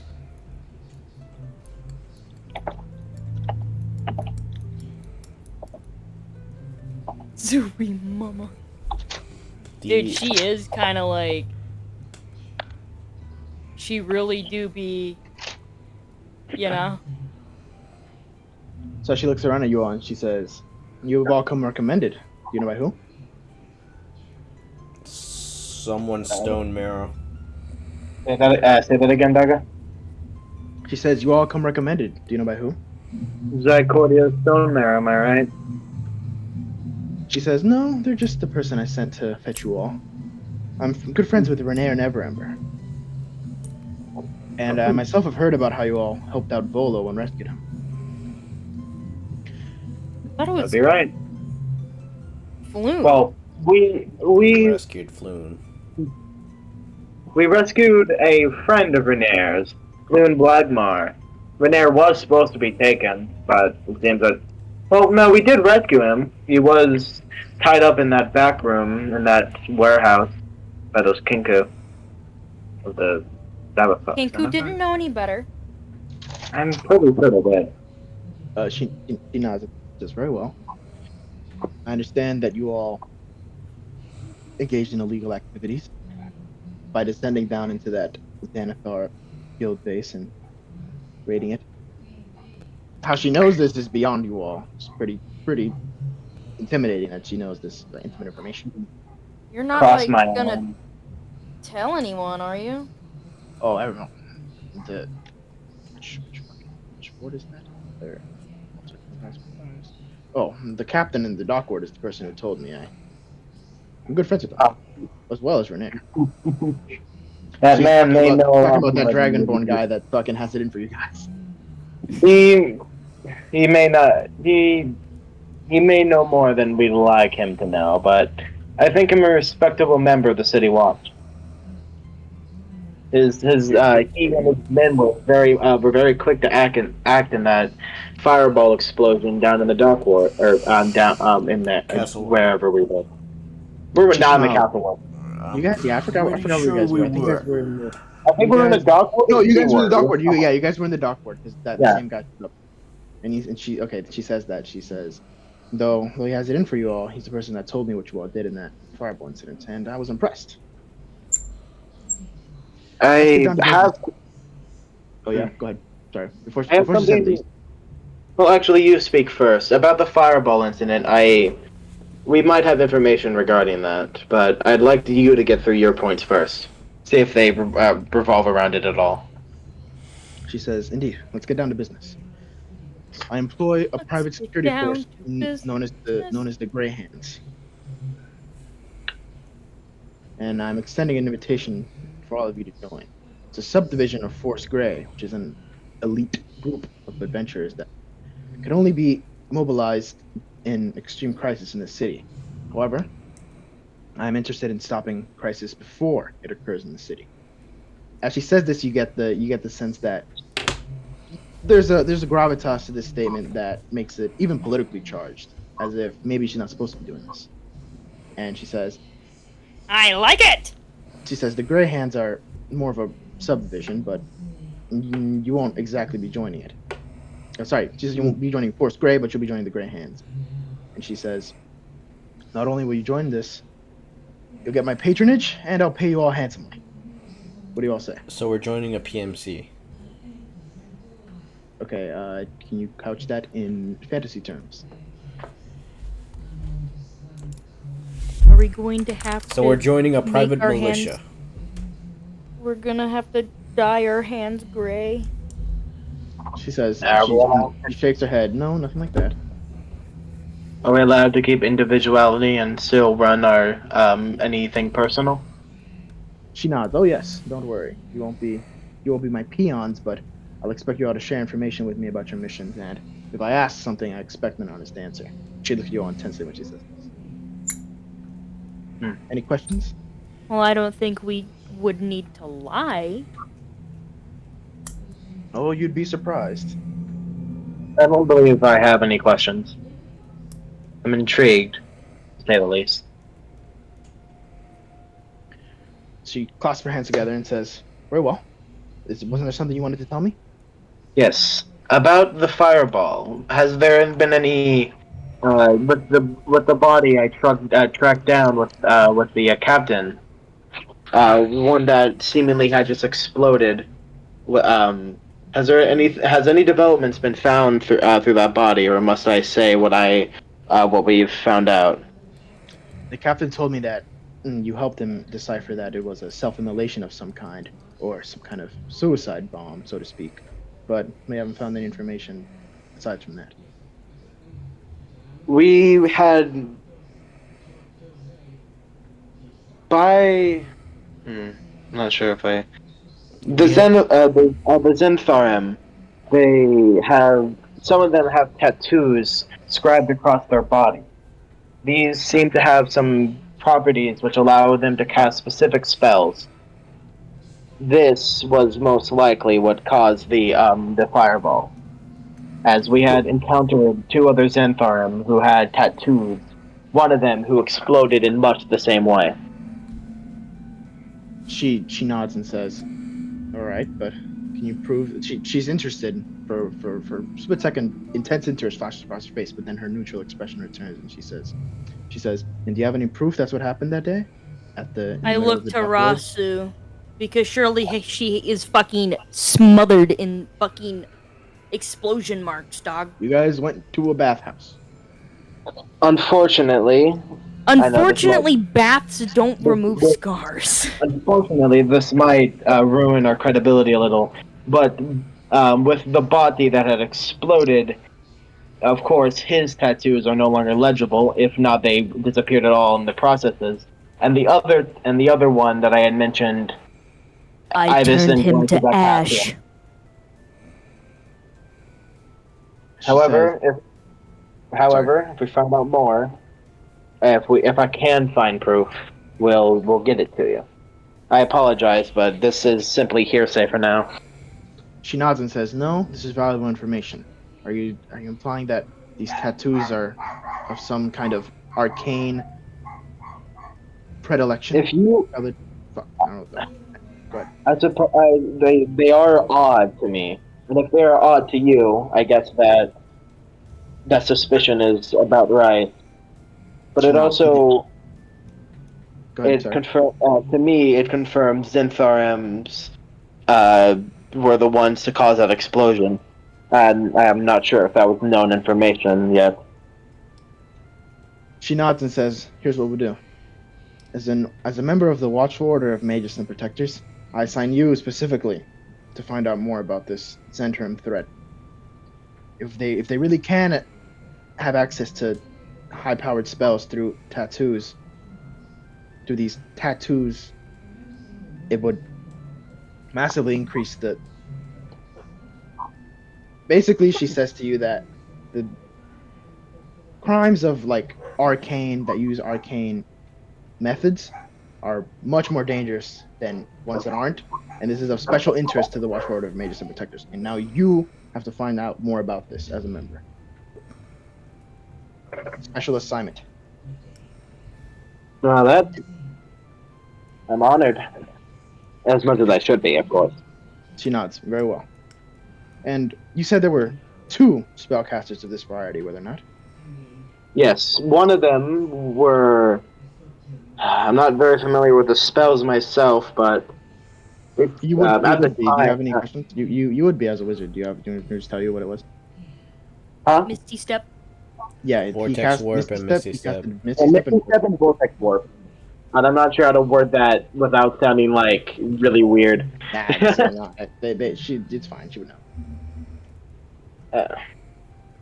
They seemed very familiar to the spells of Misty Step and Vortex Warp. And afterward, the tattoos on his body had grown faint, and eventually had gone away eventually had almost gone away completely until when we fought them, and they were back. Not sure how that recharging works. She nods, says, "I see. Well, I was hoping you'd be able to recover the corpse of the second one. Since the other I one turned him to ash." Besides, He did first that. order of business is we need to get our hands on someone with those kind of tattoos. I must analyze them and make sure they're not the kind that can detonate and get us all killed. Though, Yes. I'd probably survive one. I glance at Rasu. I also glance at Rasu. She follows your gazes and she says, "Oh, is that what happened in that one?" Yes. I was barely conscious at the moment, but You weren't I did. conscious. It had happened. I helped him up. He was. Well, yeah, but you helped me up, but like it was right after helping me up, so I'm like thinking that it would probably be like a little loopy, you know.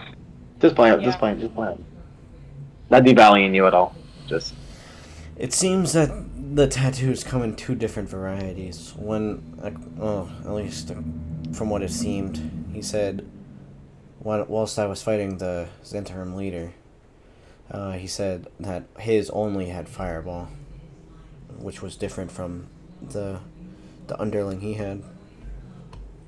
She nods and says, "I see. So there must be some conditions to these spell tattoos." Glyphs. She stands up. I don't know. Anywho, this is some reliable intel you've all brought me. I think you all show a lot of promise and grit. And for that, she reaches into her pocket, takes out a pouch. She throws it across the table. "You're already doing some good work for me, aren't you?" We'd hope Being so. clicker trained. Okay. And she continues. "Anyhow, for your first mission, you've already proven your merit to me, but I need this taken care of anyway. A bronze dragon has taken up residence in the docks of Waterdeep. I need you all to go there and see and decipher their intent." Uh, okay. She smiles. "What? Are you scared?" No, of course not. Aren't It's bronze surprising. dragons of great will? That's just surprising. Of great what? Wealth? Most dragons are. Oh. And they're usually nice, I believe. They're good aligned dragons. Yeah.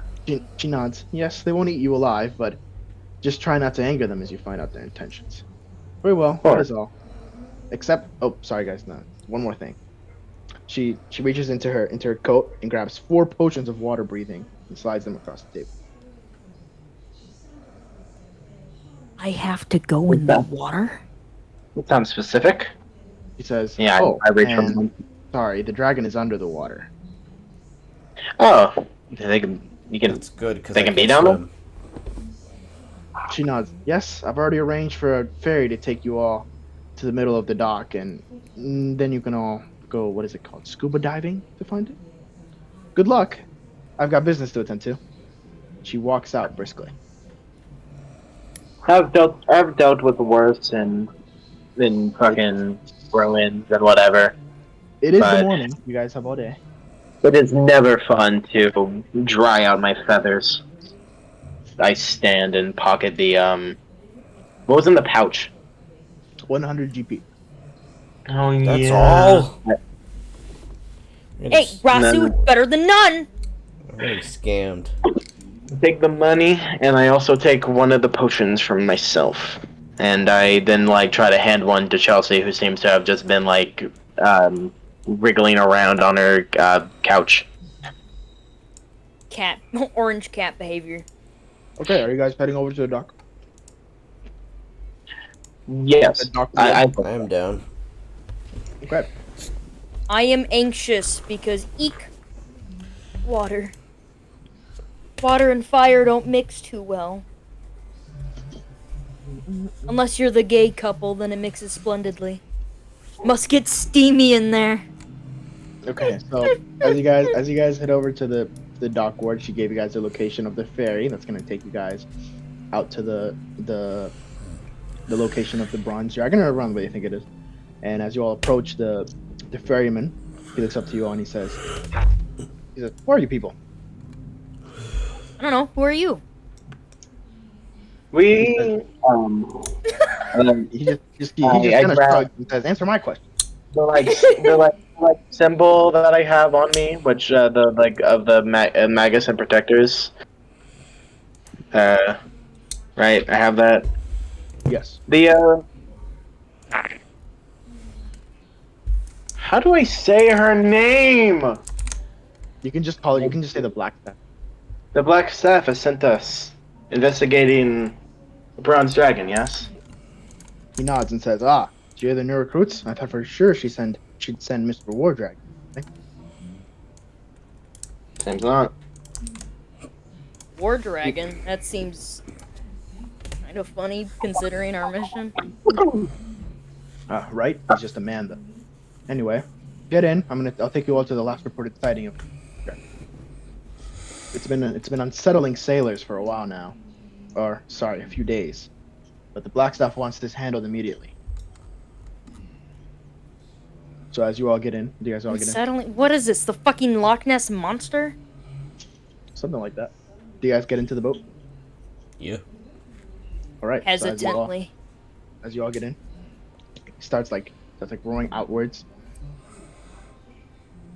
towards the deep part of the docks and around the center. And he says, "All right, merchant ship sailed around here, and the dragon just poked its little head out. It's kind of terrifying. I was there. I suppose if you go down here, you'll find its lair. Some say there's a massive shipwreck underneath the dock. Well, there's many shipwrecks, but I assume the dragon's among the largest of them, from what I know. Listen, just don't get yourselves killed or angered. If the dock is damaged, then the city's probably done for a few months. You all ready?" And the shipwreck could probably be its treasury, but how's it staying down there so long? Never. I mean, Well, it's Bronze made of dragon? bronze. Bronze dragons are aquatic. wow, I might be an idiot. I had actually no idea about that. How was that fucking one woman from Stormwreck Isle just like what was she doing? Not being in the water? They're aquatic, but they don't have to be in the water. Yeah, They're semi-aquatic. I get it. Amphibious. Oh well.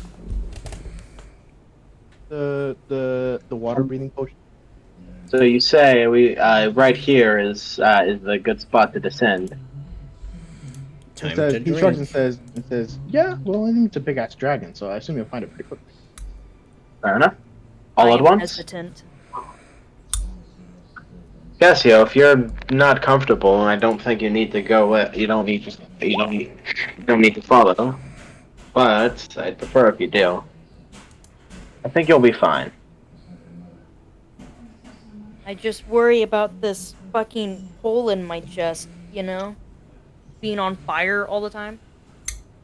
You're probably fine. You'll probably be fine. It It's gets eternal it, fire. Extinguishes. it gets a bubble. Yeah. Do you like die if it gets extinguished? I mean, it's fucking the flame of all Pelor. All It- homebrew. So like, The flame of Pelor won't be extinguished by some petty water. Okay, because I was about to say it contributed pretty heavily to Cassio waking up. Right. but like I also like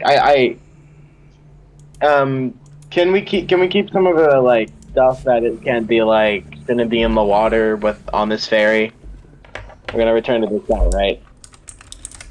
What is that? I cannot bring my spellbook down here. I am not doing that. Oh shit, hold on. My dog is calling.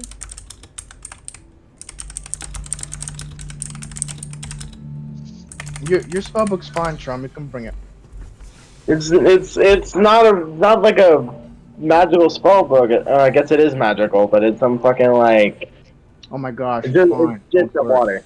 You can make It new emanates ones just anyways. paper. Normal method. I can't remake it. Can't you leave it? Wait, can't you just leave it? You can still cast spells, right? What I'm asking, are we gonna be able to like give this guy like a stuff? Yeah. He's trustworthy. He's Okay. also waiting for you guys. Like, hey, give him like a bag of some items that contain stuff I don't want to get water on. Okay. Return these to me once we resurface. All right. Is Jax are you here? No, Jack's just dealing with his I don't dogs. recollect. I guess you'll understand our predicament. I wonder if I can drink the bubble off. I also drink the potion. Kitty, have you drinking the potion? Yeah.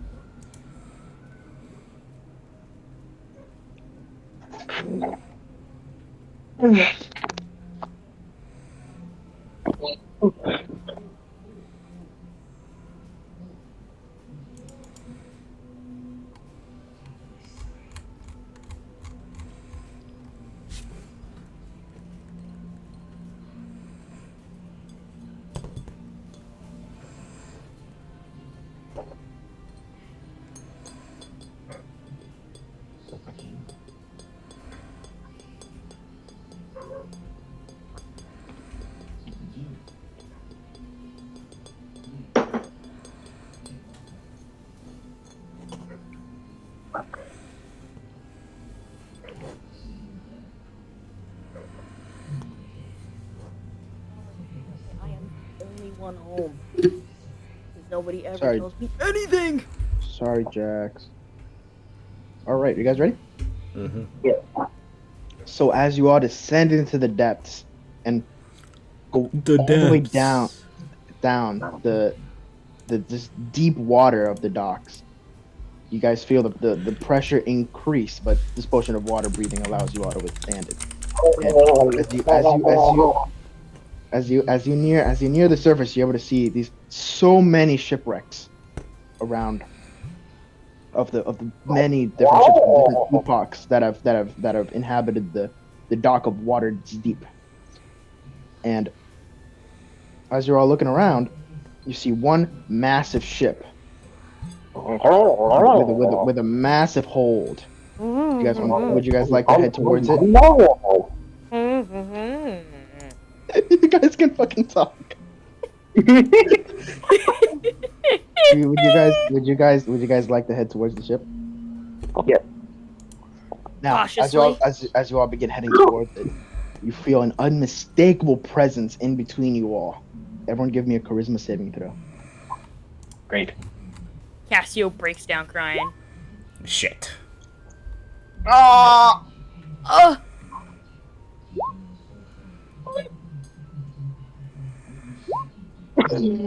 I always roll one off from a fucking nat 20. That's the worst part about all my saves or checks. I roll Give one me off. a charisma saving throw. Yeah. Okay. So this time, Kelsey and Evail's path, and Cassio and Rasu are just completely terrified. And Evail's and Chelsea, as you all look in between your group, you see the same Sahuagin that you all found in the sewers. And as he looks around you all, he says, "Hello again, my friends." You look familiar, though I can't really put my finger onto where. Yes, this is the same Sahuagin. And he says, as he looks at you, Chelsea, and he says, well, this time another Joker has managed to withstand my presence. What are you all doing here? Didn't you give us a scroll? A scroll? Yes, of blindness. Oh. Wait, hold on. Actually, I need to see. Wait, what level is that spell? Hold on. 1 second.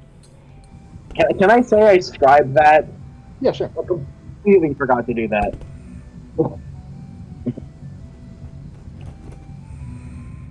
So as the Sahuagin looks around you and he says, within my many shipwrecks that I frequent, what are you all here looking for?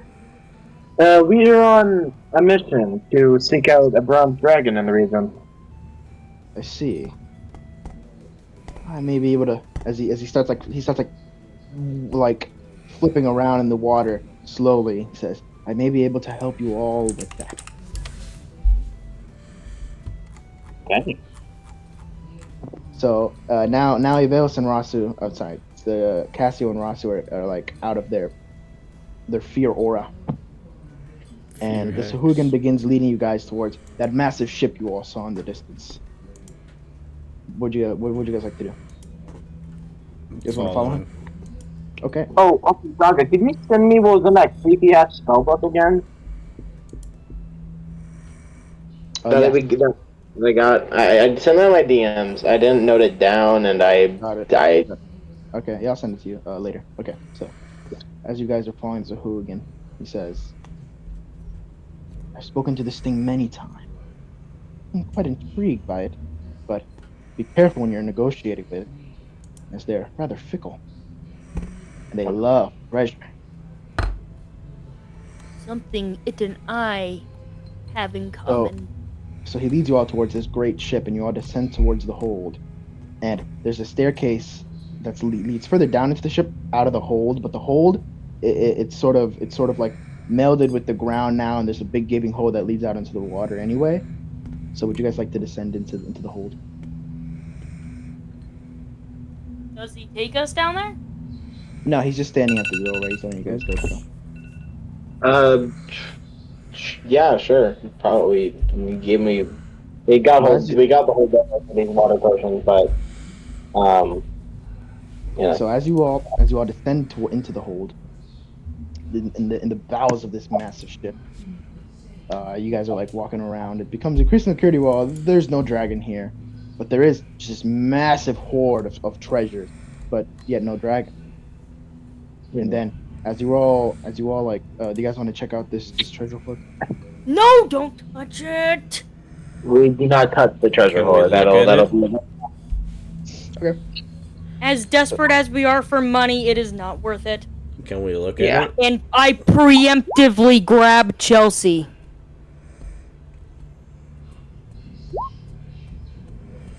It's money that belongs to a dragon that we're supposed to.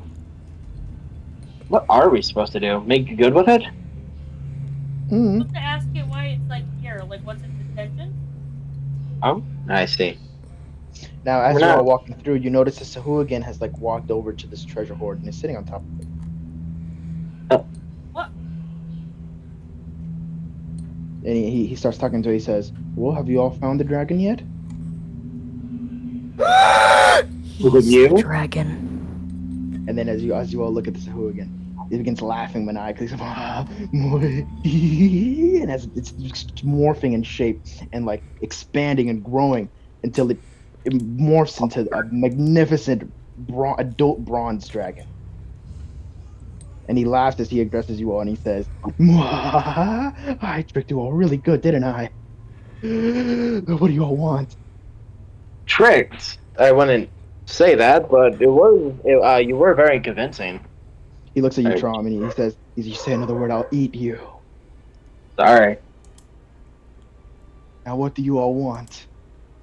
Well, I can assure you we are not here for any of your gold or money. But rather we were curious as to your intentions Right, here in Waterdeep. And don't you dare move a muscle. But don't we have to move muscles in order to stay afloat where we are? I suppose that's true. Move some muscles. I don't float. I just sink to the bottom. As he's like wrapped around his treasure hoard, he says, "You wish to know my intentions? Perhaps If that's okay with you. perhaps I'll ascend and smash up the docks, or perhaps I'll stay here and gather some more treasure. Now, if you want to know, you'll have to give me some treasure of your own."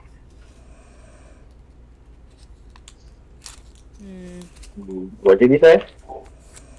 He said, "Either I'll smash up the docks, or I'll stay here collecting treasure. If you want to know, you have to give me some treasure of your own."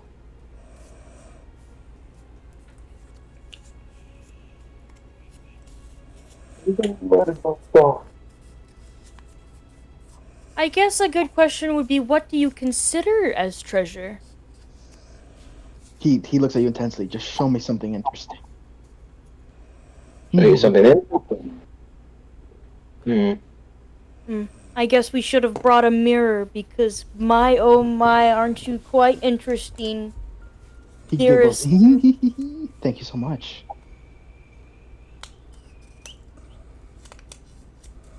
Well, I have a candle that cannot be lit. And technically something else that pertains to my backstory. He looks at you, and with his dragon tongue, he goes, "Lame." I have this bottle full of ooze that can corrode It metal. could be an underwater candle, Chelsea. Water And candle. that's why it doesn't work above water. The dragon snorts. He goes, "That's nothing. The only thing you'll Wait, have right now is that cat's blade. Maybe I'll just take it myself." No, no, that's not right. Chelsea, calm down, calm down. Silence, cat. I'm thinking. Do you all really have no treasure to offer me? Yeah, we're pretty broke. We're pretty broke, and we came here on a mission by some powerful lady just to check your intentions. Yes, the black staff has sent you, that meddlesome woman. He starts. I would he starts- say it's, like, obviously you're here for treasure. Isn't that what, like, a lot of dragons do, though? I'd say that's pretty normal. he just starts shaking his head profusely and says, "Instead, you'll answer my riddle." Oh, man. Now he begins. I pull out my iPhone. He begins morphing again back into his Sahuagin form, and he crosses his legs on his treasure, and he says, "Am I a dragon that can turn into a fish man, or a fish man that can turn into a dragon?" Probably a dragon that could turn into a fish man, or you're just changing your shape in general. Dragons are known for being able to do that, aren't they? Correct. Perfect. As he turns back into a dragon bombastically, he says, "Now, just give me that bottle of ooze, that damn candle, and let's just say 10 gold pieces, and I'll be satisfied." Bottle of booze? Whatever that Wait. owl thing said. Oh, All I right. need my fix or I'll go crazy. dude, I totally get you. I wonder if it would like my alter self amulet, but I guess it can already alter itself, so it doesn't probably even really care. And I want to keep this thing. I pull out my candle Oh, that cannot be oh. lit. Oh, I have a magical item. I have We all earrings. have magical items. Well, I have earrings of message. You Get beautiful later. Yeah. Yeah, we got that. You guys got that from the thing. But the dragon's satisfied with the 5 gold pieces. Can I peruse the dragon sword? Can I see what all it has in the sword? Oh, you can certainly try. What in like perception? Oh yeah, look around. Perception? Yeah, go ahead. Mountains of gold, many magical items, but could be all kinds of things. Except you need a little more time to look. Maybe Well- inspect them more closely. What kind of magical items are there? Rasu. Swords, periapts, amulets, bracelets. Are there perhaps any wraps of? Oh my god! Rasu. Oh my god. Oh, you could ask, Mr. Dragon. We aren't bartering! I can. I have earrings of message. They're pretty cool. Well, we could use those! I I have a bottle of boundless coffee. Does that, could that work? How's that Even even though I working? could use it? Is it like constantly pouring coffee out into the ocean?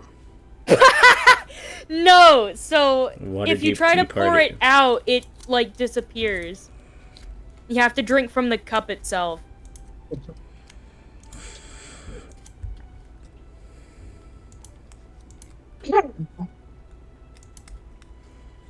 I pull out the earrings from somewhere and I hold it up to the dragon.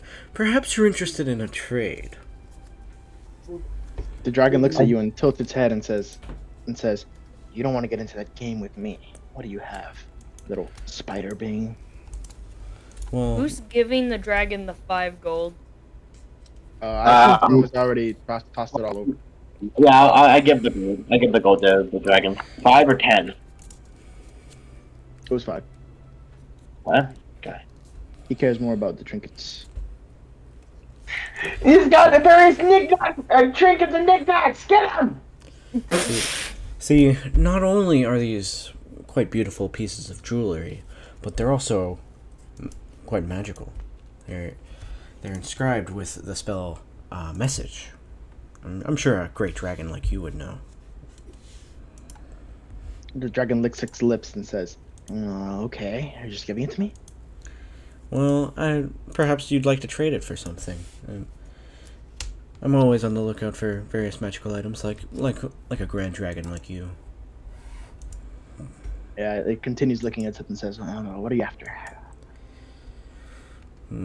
Why is this dragon so saucy? May I perhaps take a gander? I won't touch, of course, but see if there's anything worth it for me.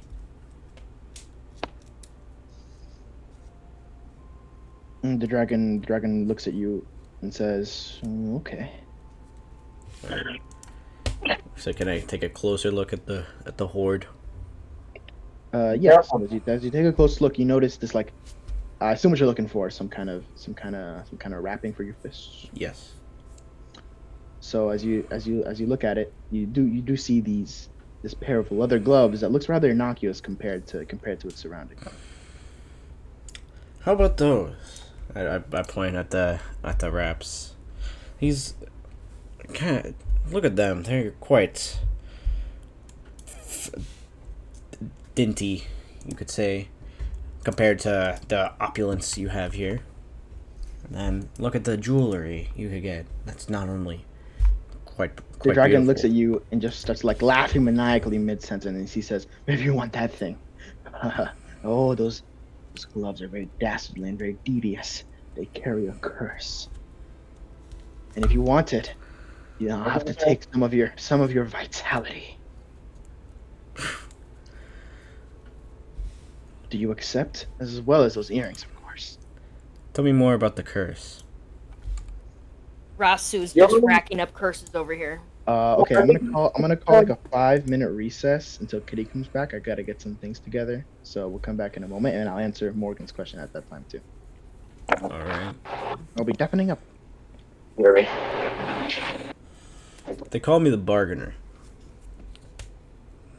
Tell me the better managing.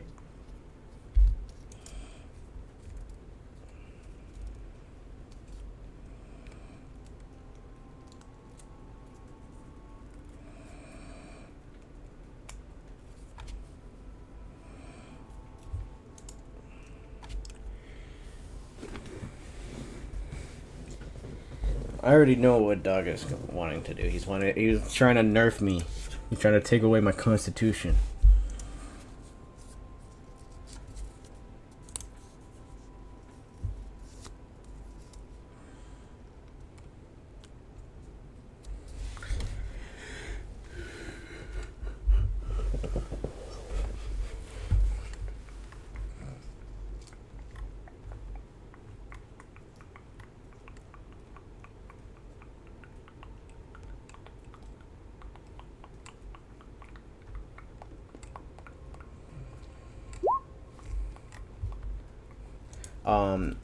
We're taking a quick break while Daga prepares something. It was also to wait for you to get back.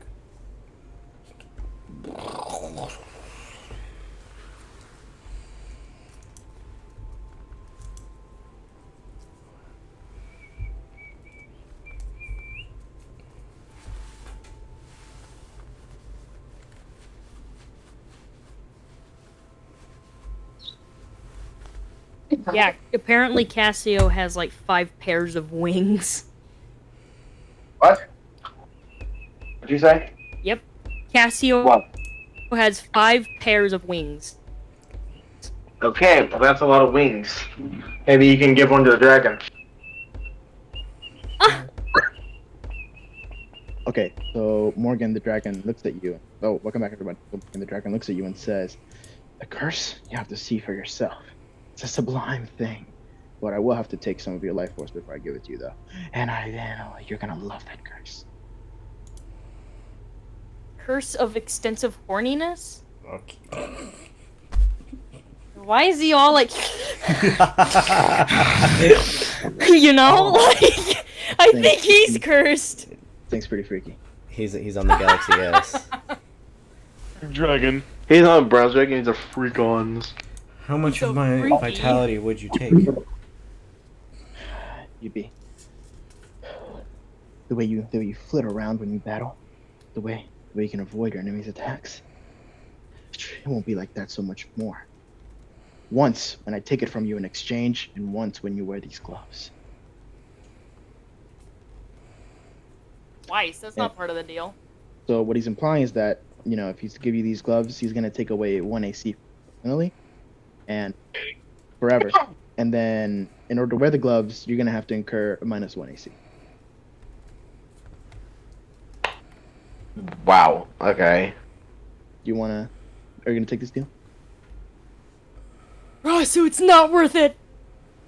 This might be worth. What are these fucking gloves we're gonna do? The dragon's implying that they have a very powerful magical effect. A curse. The cursed item. You know what? You have to be fucking attuned to them. Sure. You would have to be attentive. Why not? Let's do it. The dragon holds out its massive scaly hand and says, "Let's shake on it." He's literally just gonna take Rasu's body. That's all. It's over. Are you? She like shakes. to shake on it? She Done. shakes the hand. Okay. This was not worth it. as the Whatever dragon- this was wasn't worth As it. the dragon shakes your hand, you immediately lose -1 AC forever. This really wasn't worth it at all. And as the dragon returns, wraps around its heap again, it grabs the gloves with its tail and just throws them towards you. I inspect the gloves. As you hold them, you can just feel the strength of the magical effect in your hands. But you can also feel that if you wear it, you're gonna incur -1 AC again, as long as you wear them. If you take them off, you get the AC back. But as long as you're wearing them, you get mine. This wasn't worth it. Sure it was.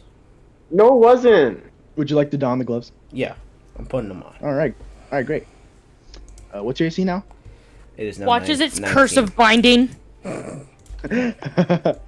Nothing like that. Okay. All right. Now the dragon looks at you and says, "Listen, you all. I really just like my treasure. I'm really not gonna do much outside of that. And tell that meddling woman to stop bothering me, and I'll stop scaring those sailors. I thought it was kind of funny. But I guess for now, We do like a good prank. I guess I'll keep sneaking into the city. As Just you get out like of my face. treasure, I can respect it, and I completely understand in my own ways. So I'll tell the black staff to try not to bother you anymore. I feel like that'll resolve any issues. The dragon nods and says, "Thank you so much. Now, Thank you please for- leave me to my thank you treasure." for your time. Yep. Took a loop. We get the fuck out of there. How are we gonna get up? How does Rasu get up? You guys just. I don't know. Someone's gonna have to drag. Rasu just fucking does it how a jellyfish does, dog. No, Rasu is too dense. She needs a rope. What the fuck Yeah, are you talking I about? have- I Spiders have- are literally like 80% air. I have a rope. Just attach Rasu to the rope and let's pull her up. Or how deep are we? How many feet deep is this? deep. We are water. God, How many feet deep is this water? I have 50 feet of rope. I don't know, Trom. You can just swim up. Yeah, but Rasu can't. You just drag me up while you swim. That is very much not happening with my strength. Okay, A few of you could drag Rasu up.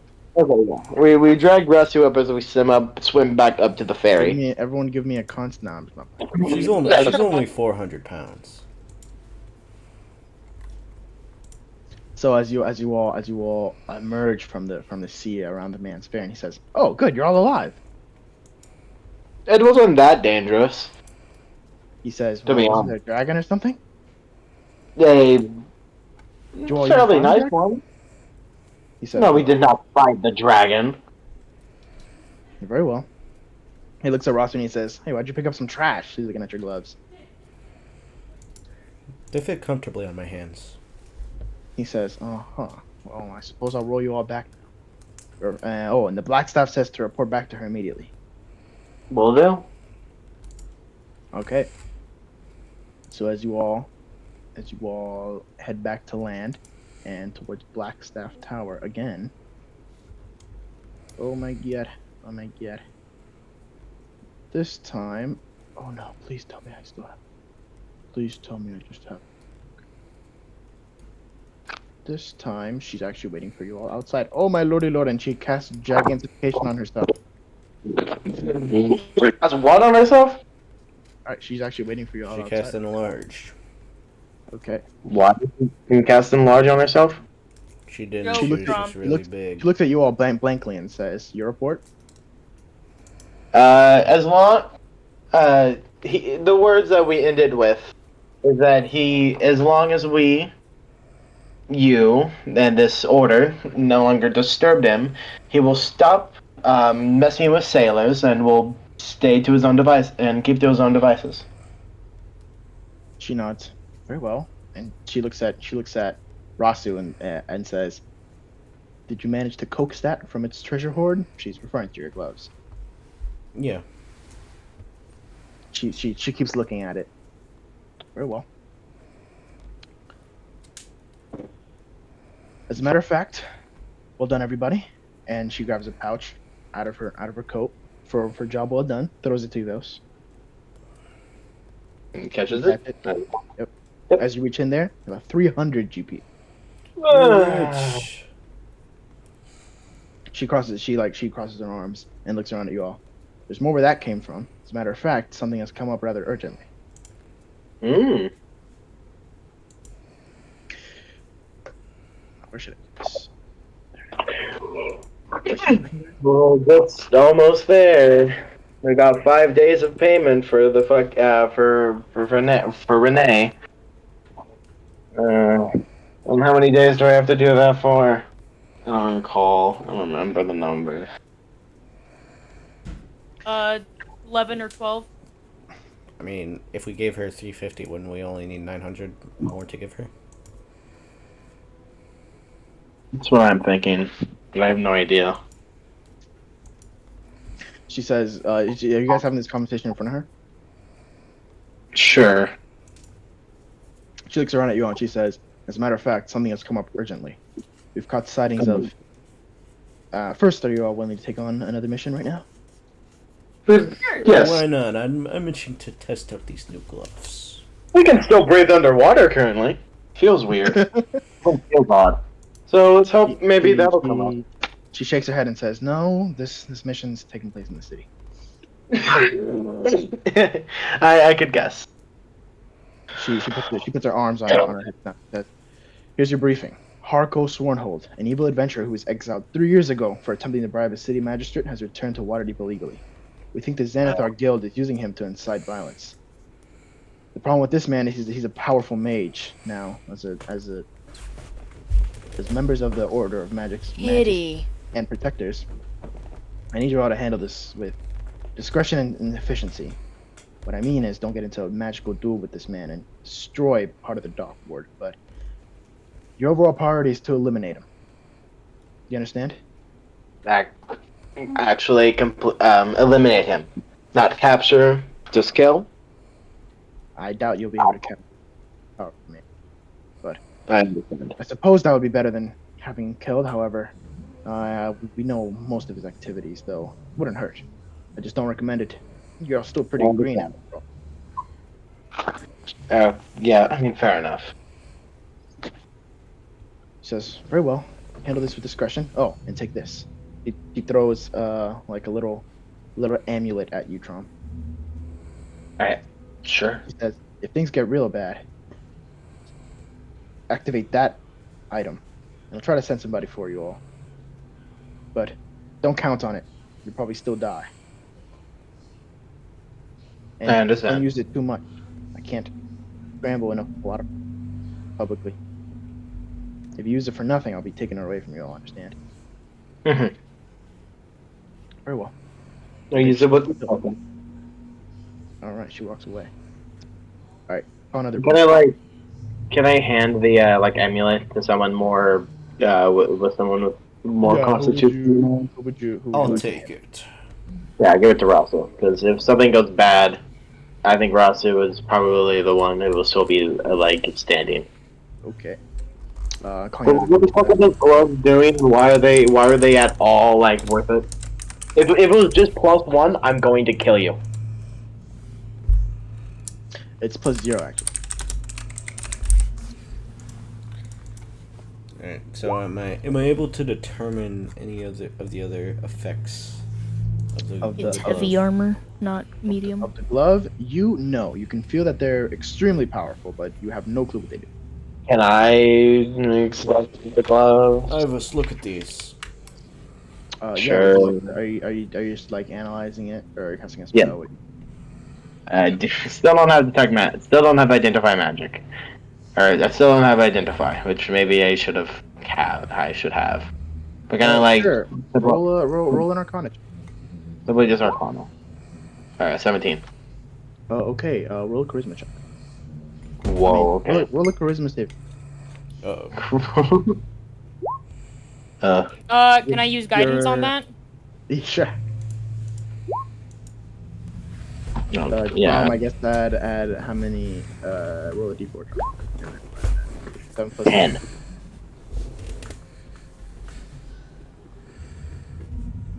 How much is that? 10. That would be 10. 10. You take trauma as you're looking at this item. You just get this terrible feeling of dread throughout your body as you try to like interface magically with it, and you take 1 necrotic damage. That's It like would seem 10% this of thing- your HP. it would seem whatever this thing is that doesn't want to be known. What the fuck? Okay. Rasu, you weren't scammed, but you're gonna have to take this up with someone more professional in such objects. Do you want to try using detect magic on it? What would detect magic do to detect magic? Detects magic, not identifies it. You could I maybe, don't have identify. For some reason, they're different spells. I don't know, maybe you could get a better grasp on it. Did you guys understand the quest that she gave you all? Yeah, we gotta Yeah. go to the dock ward and I want to note assassinate that this guy. Kitty is BRB eating. Yeah, I'm. Well, okay. Do you think detect would the Daga? Can you give me like insight? Would detect magic like actually change anything? You can ritual cast that, right? Yes, it is ritual cast. You can try.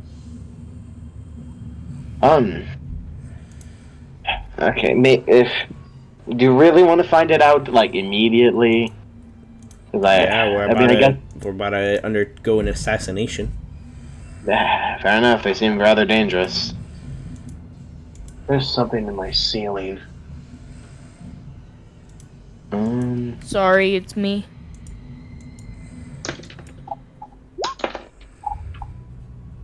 Like just on this sidewalk. Okay, you want to like go inside and do all this? Not like inside the building, but inside the walls. Are we allowed inside? Daga. You guys are hanging out in the street. Yeah, but are we allowed inside? No. What do you mean no? The black staff doesn't know you guys.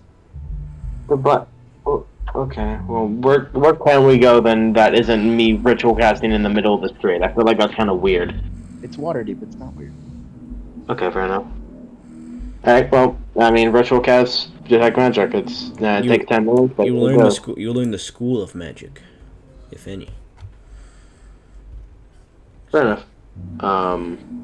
Again, the detect magic is happening. Can I like it? Can I perform another Arcana check? Or So as you're detecting it, and so at the point of the spell in which you learn the school of magic, you don't really see any school of magic. However, you do notice faint, like where this concept of the spell would happen, sort of get a similar feeling to what you would from a sorcerer of wild magic. That is to say, these gloves seem closer to wild magic than they do to any school of magic. I kind of like my eyes widen a little, and and then I bring one of my hands to like rub my face, and I'm like, oh no. Um, I can't really explain this to you, but I feel like we'll find out very soon. But I'd be careful. Maybe whenever you strike for the first time, don't be near us. Okay.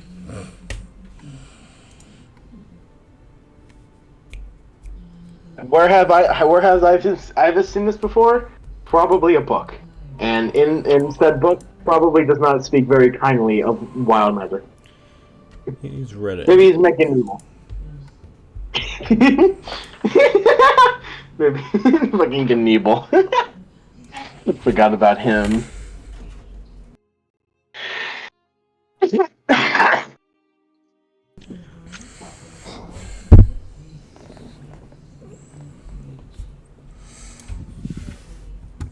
So, what do we do now? Gotta wait for Kenny.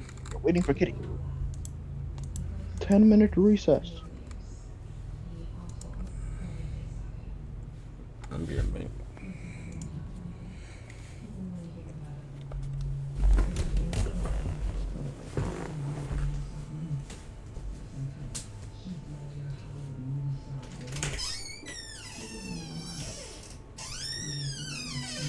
Hey Shiba, since you're the one I got the name Ivis from, Ivus, how Wizard 101 is it?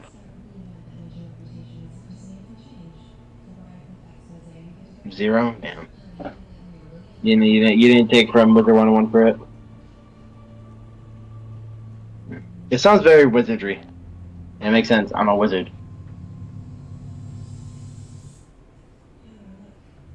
I'm a damn wizard.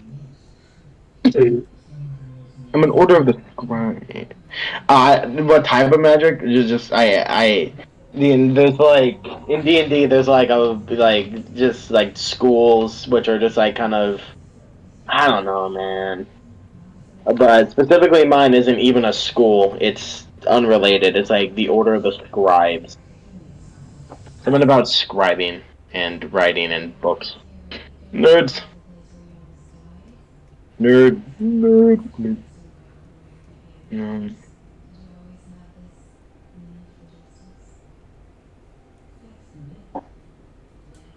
Junior something. I didn't call you a nerd. I was calling Ivis a nerd. I was calling wizards like Ivis a nerd. Where's my 2017 X GIF?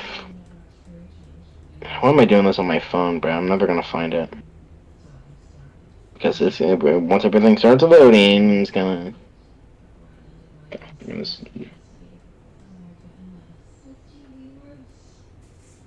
So Shiba, how is spectating Dungeons and Dragons?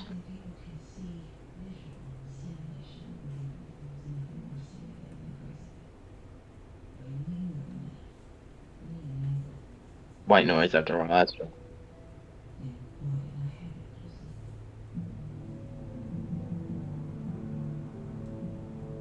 It's good.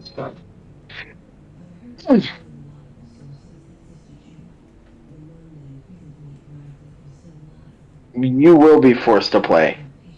Ooh, I'll puppet string you. You will learn how to play Dungeons and Dragons. And then die because I don't know, too much wizardry.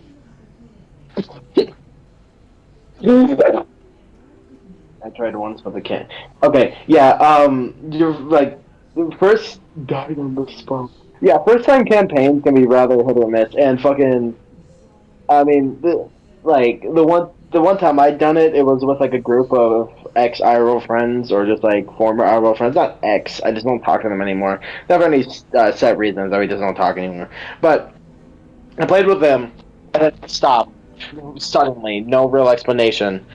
And then Austin eventually was like, "Hey, Doge, you DM." You should do a DM for Dungeons and Dragons. And it was like, okay. And then that started. And then this started. And now, like, about like 5 months later, we've continued to do this.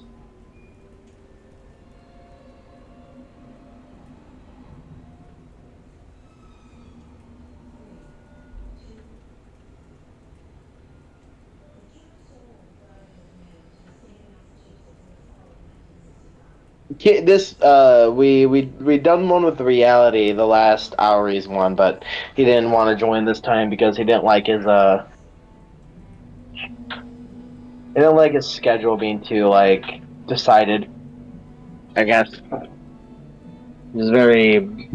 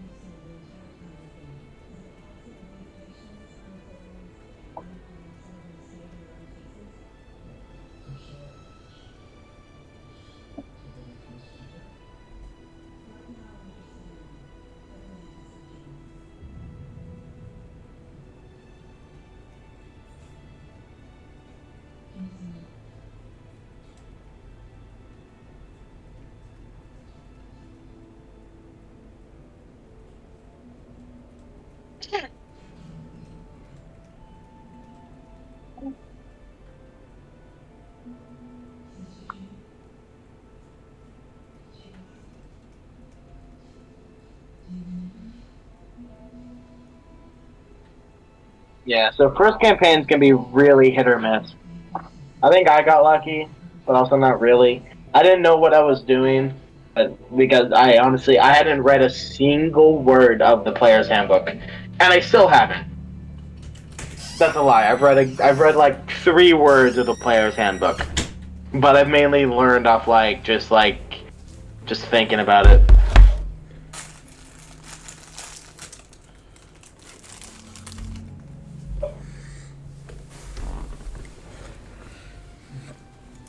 I'm back. Kitty and Dog aren't. Fine. Dude, we should 1v1 me with the new Holotide weapons. Nope. Well, I was going to chime in. I must eat. I hunger. I need to put the I need to put the Death Reverie on the moon. I got a 3-star one in my bank. Pretty cool. 6 individual stat buffs, plus knock back any ground. This helped it to give it the versatility of the Zap's stun ability. Supercell was determined to knock Zap from its throne without nerfing it directly. I was gonna make like some. Oh, he's in the death. But after the 3rd set of log buffs in October 2016, Zap was finally knocked from its throne. Zap's getting along just fine with having a log in an Ice Spirit. Ice Spirit jumps on troops and throws them for longer than a Zap stun for half the cost. Although it certainly had its disadvantages. Some of us can use the those one weapons, but he's also in the death. And I don't want to sleep. It was still the 2nd most used spell in the game. It's just the first time in months it wasn't number 1. It won't be that hard. I can. Cards now, and with surge and fall usage depending on what the environment was. Although Log was gonna remain at the top for a while, Zap's usage started to trickle back up. By November, they were the 2nd and 3rd most used cards in top ladder. They were both such good spells that they weren't really competing with each other so much anymore. A lot of players were opting to use them together. They both had very unique abilities and served different enough functions that making room for both of them was worth it.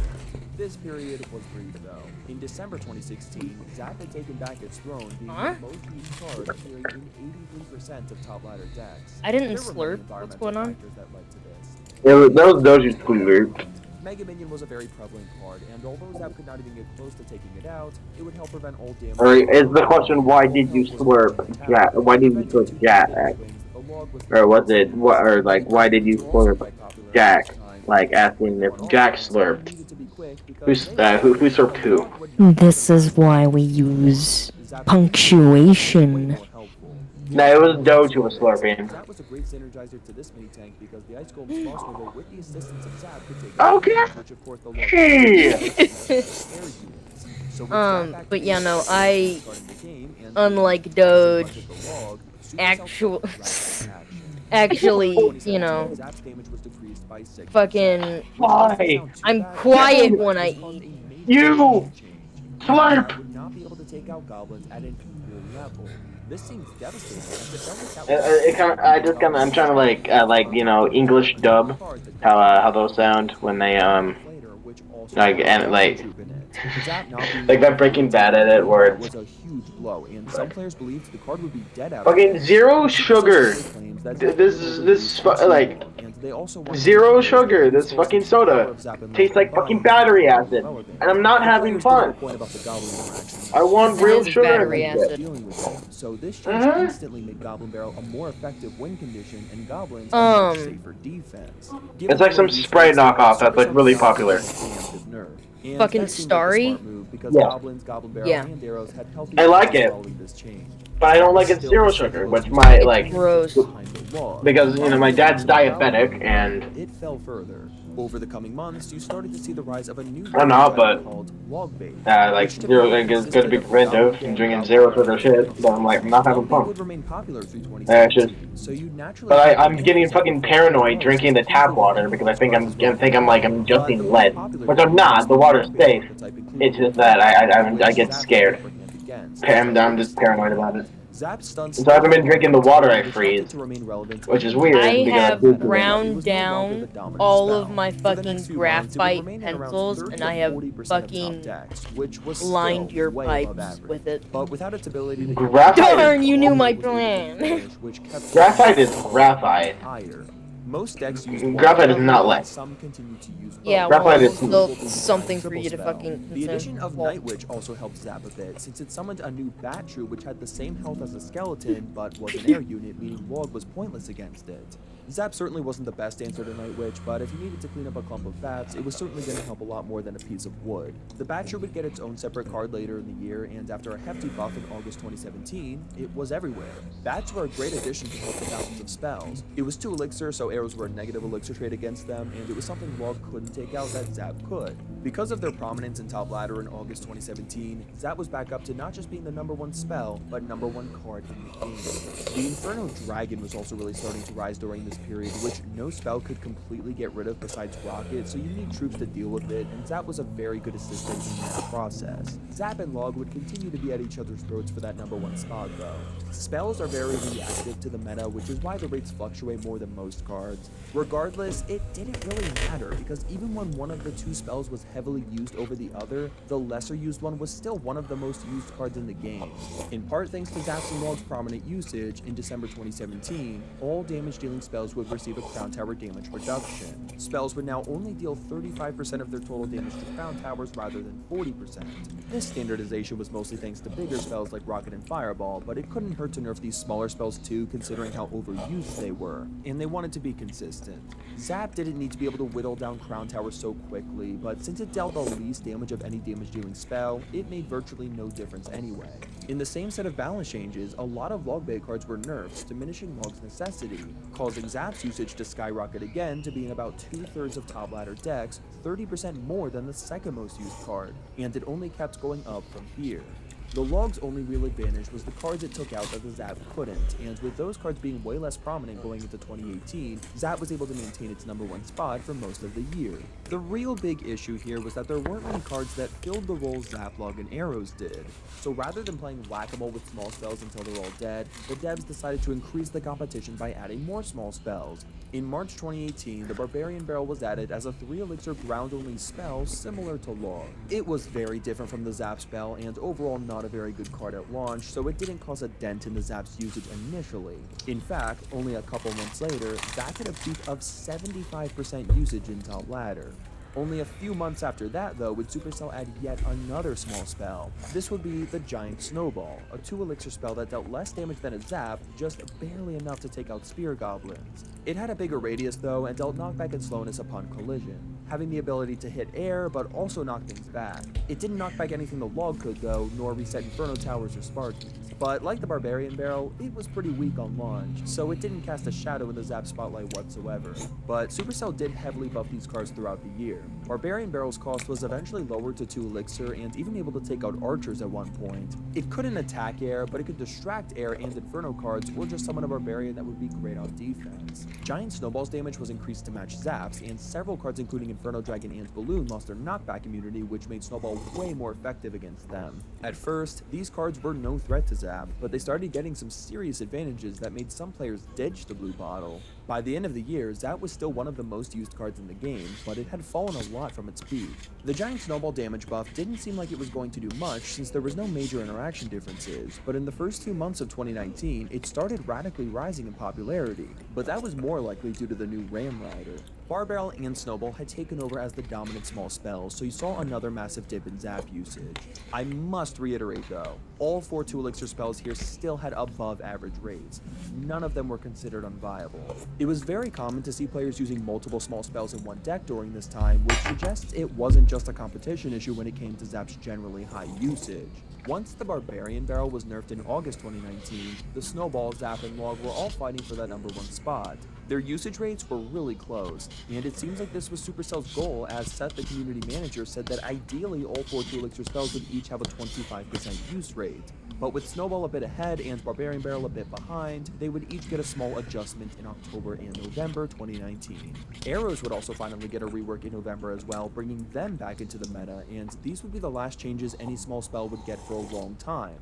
2019 was just Supercell trying to find that perfect balance. By the end of the year, it still wasn't perfect, but it was the best it's been yet. 2020 started off good for Zap. The recently buffed wall breakers helped Miner cycle with bats to thrive, and anytime bats were in the meta, the demand for Zap rose. But that archetype kept periodically getting nerfed throughout the year, causing Zap's rates to trickle down. It also got another Crown Tower reduction nerf in August 2020, but again it was a general change made to all spells and made virtually no difference. Although Zap never lost its place, Barbarian Barrel and Log were emerging as the superior small spells, boxing it out a bit. It also got a bit worse following the Electro Spirit release in October 2020. For half the cost, Electro Spirit could reset troops and take out skeletons just like Zap, deal more damage to towers for better chip, as well as serve as a distraction. The chain stun it had made it efficient at hitting multiple troops, which made it more efficient at countering something like bats than Ice Spirit would. Even though it clearly wasn't a direct replacement for Zap, it could do some of the things Zap could do better, which made having a Zap less necessary. The new Electro Giant also decreased the need for Zap. If you were using Electro Giant, you didn't need Zap to protect your tank against an Inferno or any small swarms. Its force field would take care of all of that. And if all that wasn't bad enough, Sparky would receive a major nerf in November 2020. Sparky had sort of cultivated a meta which made it very necessary to have some sort of stun card in your deck, but this nerf changed that. But even before the nerf, Zap wasn't even needed if you needed a stun card. In early 2016, Zap and Freeze were the only cards with a reset ability, but over the years they had added so many cards with that ability that if you really needed a stun, you could work in one of the stun troops and use a Log for your direct damage spell. The environment was overall shifting to disfavor Zap, which was clearly shown by its drop in usage. Things didn't change much in 2021. I'm not going to bother covering much because there weren't really any major developments. It was maintaining around 20% usage in grand challenges for most of the year, but dipped again by the end. Log was just becoming better suited for the changing environment, so more players were ditching Zap for it. Around the start of 2022, Royal Hogs were popular with the Archer Queen, and you don't really need to worry about Inferno cards with a Swarm win condition. Skeleton King Swarm decks were popular as well, and of course when the meta is filled with ground low HP units, Log is going to have the advantage because it deals more damage, and like with Royal Hogs, having a stun isn't necessary. And things would get even worse in the latter half of 2022. From June to August, Electro Giant was very popular, and with him everywhere, a Zap was practically useless. October 2022 is when we'd start to see the bigger, more permanent developments. Firstly, the Goblins and Goblin Gang each received one additional unit. They had both been pretty irrelevant for a while up to this point, but these buffs brought them back in a big way. With Goblins being so prevalent again, most players had no choice but to adapt. The Phoenix was also added in October 2022. Now initially this didn't favor any small spell, but only a few weeks after release, the Phoenix Egg's HP was decreased, allowing Log and Barbarian Barrel, but not Zap, to completely take it out. Despite being nerfed, Phoenix was going to be very prevalent in the Clash Royale meta for many months to come, so having Log or Barbarian Barrel to deal with the Egg was going to be very handy. And finally, perhaps the biggest development that caused Zap to suffer this year, in December, the Rage spell would receive a rework. This rework would change it to be a direct damage spell rather than solely act as support. Now it dealt the exact damage as a zap, had a slightly larger radius, but gave off a rage effect instead of a stun while costing the same. This made it a significantly better choice than zap in some situations. The only thing I think even remotely helped Zap in 2022 was the addition of the Mighty Miner, since it had a charge attack that could be reset, but it didn't give Zap an advantage over Log because Log could also reset its attack. 2022 was perhaps the worst year for Zap yet, but of course it still wasn't completely gone. I don't think 2022 was the worst year for Zap ever though, because 2023 would be the year where Zap would hit its lowest low since 2016. So what led to that? In the first few months of the year, you just saw a lot of loggable and arrowable cards receiving buffs, which made higher damage dealing small spells more desirable. One of these included the Firecracker getting an evolution. Evolved Firecracker was meta-defining, which made arrows more of a necessity. Even though arrows could not take out an evolved Firecracker, you had to play the regular Firecracker twice to get to it, so arrows could at least help with that. Arrows and Log were easily the best small spells, and they became so overused that players actually began calling for buffs to the Zap spell, which was a bit odd to me because despite it being one of the least used small spells, it was a key player in some prominent decks maintaining respectable usage. It may not have had the ideal usage for a small spell, but buffing it to compete with Log and arrows I think would have required way too big of a buff to lead to an overall healthy metagame. It definitely wasn't on a good path though. So many troops with just a little more HP than Zap dealt were flooding the meta. If you needed solid direct damage for a low cost, there were better options. If you needed a stun card, there were better options. I think the appropriate way to go would have been to nerf Log or arrows, followed by a nerf to any cards that exceptionally thrived due to the lack of their presence. But many players are opposed to nerfs to small spells, especially the Log. Zap would continue to hover around 8 to 12% usage for the next few months. Something needed to happen to balance this out. Whether it was indirect or direct buffs or nerfs or new cards that Zap countered better than the other spells, it needed help. In March 2024, Supercell would finally help the Zap spell for the first time in nearly 8 years. It wouldn't be a buff, but rather an evolution. And it was actually the first spell in Clash Royale to get one. The evolved Zap would come in 3 waves, sort of like arrows, and with each wave the radius would get half a tile bigger. All 3 waves would each deal the same damage as a regular Zap and stun for half a second, so it was essentially 3 for the price of 1. The 3 waves combined dealt less damage than a Fireball, but could still take out a lot of what Fireball could deal with. Because it came in waves, it could even deal with guards, which even arrows couldn't do anymore. And just to prevent charging cards from being able to charge for a longer period of time. It was so much value. Combine that with being the only spell to have an evolution, and Zap was back on top, peaking to being in about half of Grand Challenge decks. Evolved Zap put all the other spells back in their place. It was going to have a major advantage over other small spells until they got evolutions, but that wouldn't happen for a long time. With Evolved Zap being so overused, Supercell decided to tone it down in the May balance changes. Its second and third waves damage would be decreased by 50%, which wasn't even enough to kill Spear Goblins. Well, technically it was closer to a 51% reduction, but the patch notes say 50. The total damage is still effectively the same as 2 Zaps though, so for simplicity reasons, I'll say it's half. With this major total damage reduction, Evolved Zap could no longer take out the Fireballers. It was still useful in taking out things normal Zap couldn't, like Archers, Firecrackers, and Bombers, all of which had an evolution, as well as loggables like Princess and Dark Goblin. And remember, even though you were only getting double the damage now, you were still getting triple the stun. This area of denial went a long way.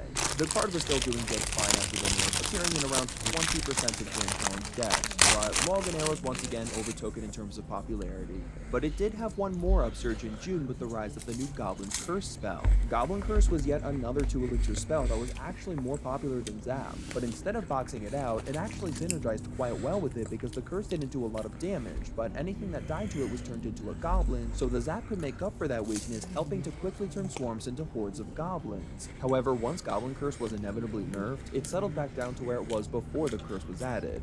And that pretty much brings us to today. Zap has always been a necessary check in Clash Royale. This card may not rule the game like it used to, but it certainly holds an important place in the game even today. As of September 2024, it is the most used evolution, so it clearly doesn't need any more help. If Supercell treats this like they have with small spells in the past, they'll probably keep Evolved Zap in that #1 position. It'll be interesting to see if it falls off again once other small spells get evolutions. If you're a relatively new player, you probably see Zap as nothing but a generic, boring spell. But if you're an older player like me, you know how impactful this card was throughout the game's first few years, and that's why I wanted to make this video. Zap is such a prominent card in this game's history, and it's nice to reminisce about the times where the whole game circulated around it. This next thing I know I've said in both videos I made covering the other small spells, but I think the log needs a nerf. The fact it's still one of the most used spells in the game despite Zap having an evolution is insane to me. I think toning it down a bit will make room for the other small spells, including non-evolved Zap, to thrive. Evolution Zap is a little overused, but I don't think the solution to that is nerfing it. It's increasing the competition. And I'm curious to see what creative things Supercell comes up with for the other spells. But let me know how you think the spell situation should be handled, and which card's history you want to see next. Thank you all for listening, and I'll catch you later.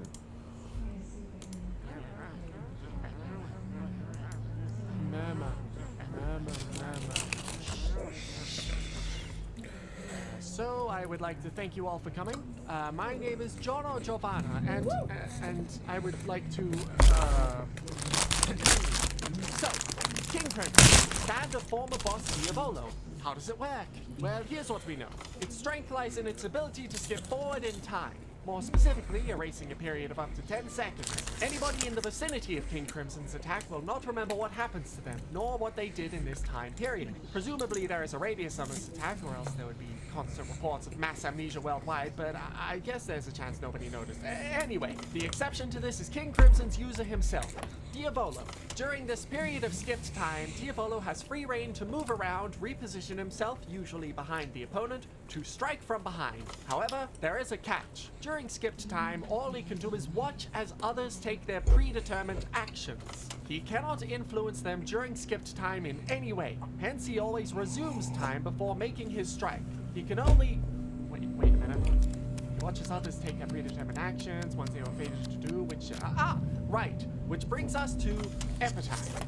Epitaph is King Crimson's sub-ability, which synergizes well with his time-skipping ability. Epitaph allows Diavolo to see a vision into the future, the constant running feed showing off everyone's fated actions. This window into the future is absolute, possible to misinterpret, but absolute. The one exception is Diavolo himself, who at any point can choose to skip time, ignoring his fate. Alright, so is everyone following so far? That's fine. Let's go over some examples. Here is a comprehensive list of every time King Crimson has had a recorded use. I feel the need to do this because if I didn't, I can't claim my explanation applies to every possible use case. There's 39 of them, and I don't want to be here forever, so I'll have my associate hand out a pamphlet with each of them in detail for your own perusal. There's a link to an unlisted video in the YouTube info card for the rest of you. Now, while you're reading through all those, Who's Doppio? Wait, are you done reading already? Cases 15 through 22 all refer to a Doppio. Who is he? Yes, I know. I was just about to get to that. Doppio is essentially Diavolo again. A split identity. Two souls inhabiting the same body. Is Epitaph Doppio's stand? What? Doppio only uses Epitaph during the Metallica fight. Is that because Epitaph is Doppio's stand? Is that a talking turtle? His name is Polnareff and he's a tortoise. All tortoises can accurately be called turtles. Hey. Also, some turtles live on land. Alright, Also, this is definitely a turtle. It has sharp webbed claws. Might even be female. Hey, don't judge! Sit down! I never got up. I have heard this Epitaph is Doppio's stand theory in the past. However, there is no material we have confirming this to be true. It is far more likely Diavolo, the more dominant identity, simply lent this aspect of his ability to the less dominant identity. Diavolo even directly states as such in a conversation he has with Doppio. Doppio needs permission from Diavolo to use King Crimson's abilities, but Diavolo never needs permission from Doppio to use Epitaph. How do you even know this when nobody else saw Diavolo's perspective? Please stop interrupting. Hey, you're the one pretending this framing device has any semblance of canonicity. No, Who are you anyway? Coites +1. You got quite the impressive promotion since I last saw you, sir. Oh my goodness. Look, has everybody finished reading through the pamphlet? Yes! Good! I'd like to move on from this extremely irrelevant topic. You just read through a comprehensive list of everything we definitively know King Crimson can do. Just so we're on the same page, can everyone agree that is true? No. Yes! Alright, who said that? I heard that no. Spit it out. I did. And why? We can't assume King Crimson can do all those things you stated.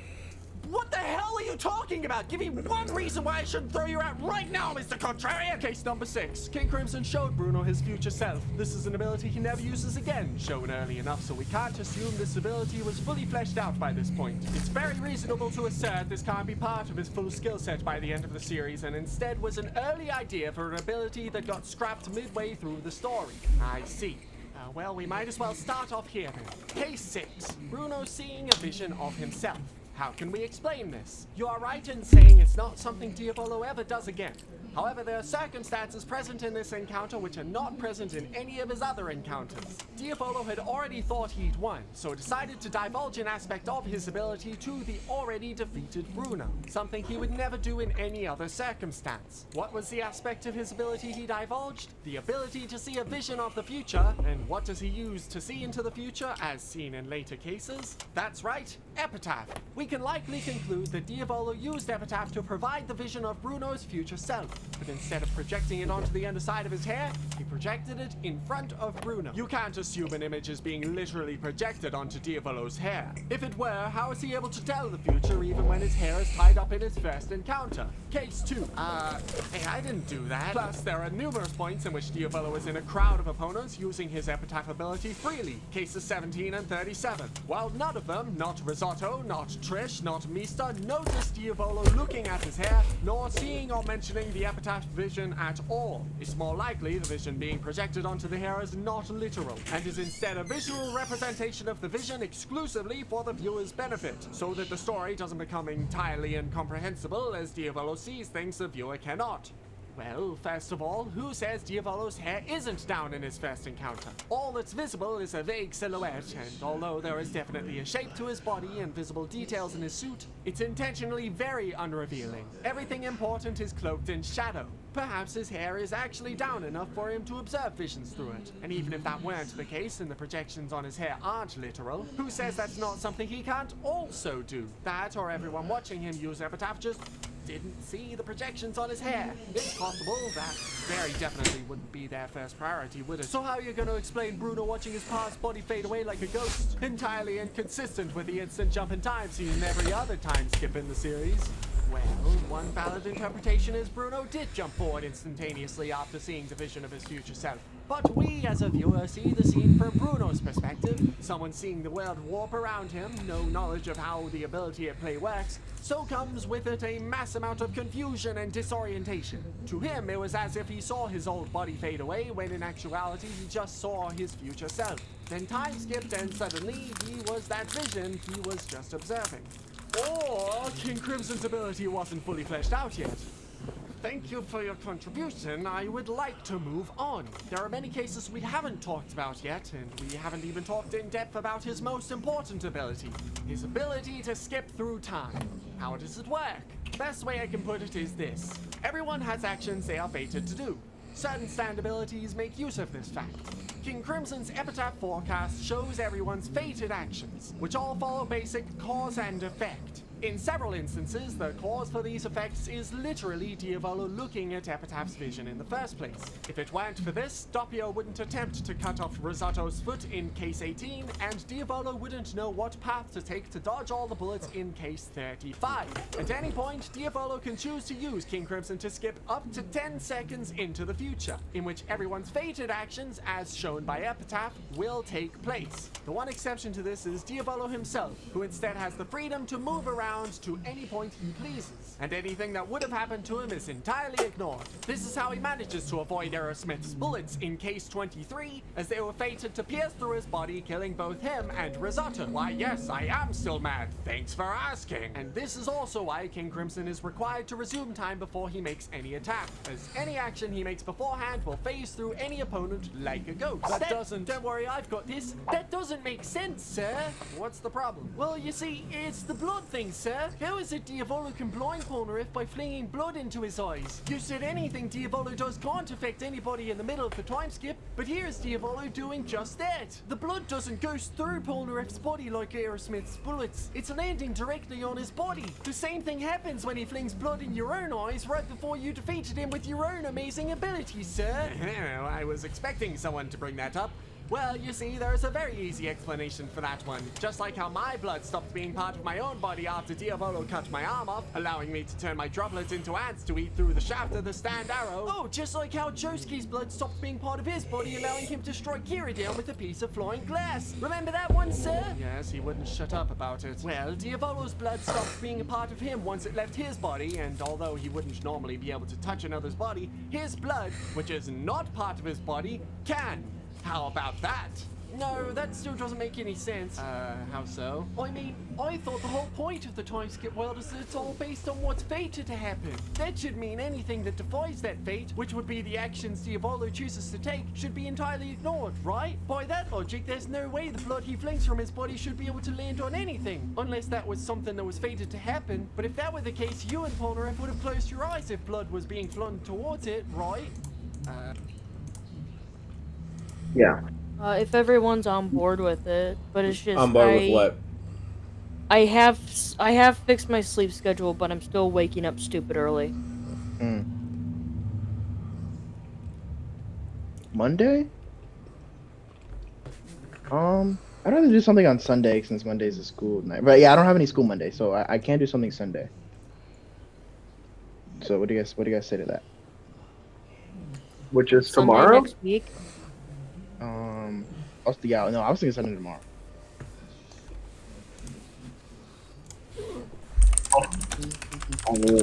I'm good.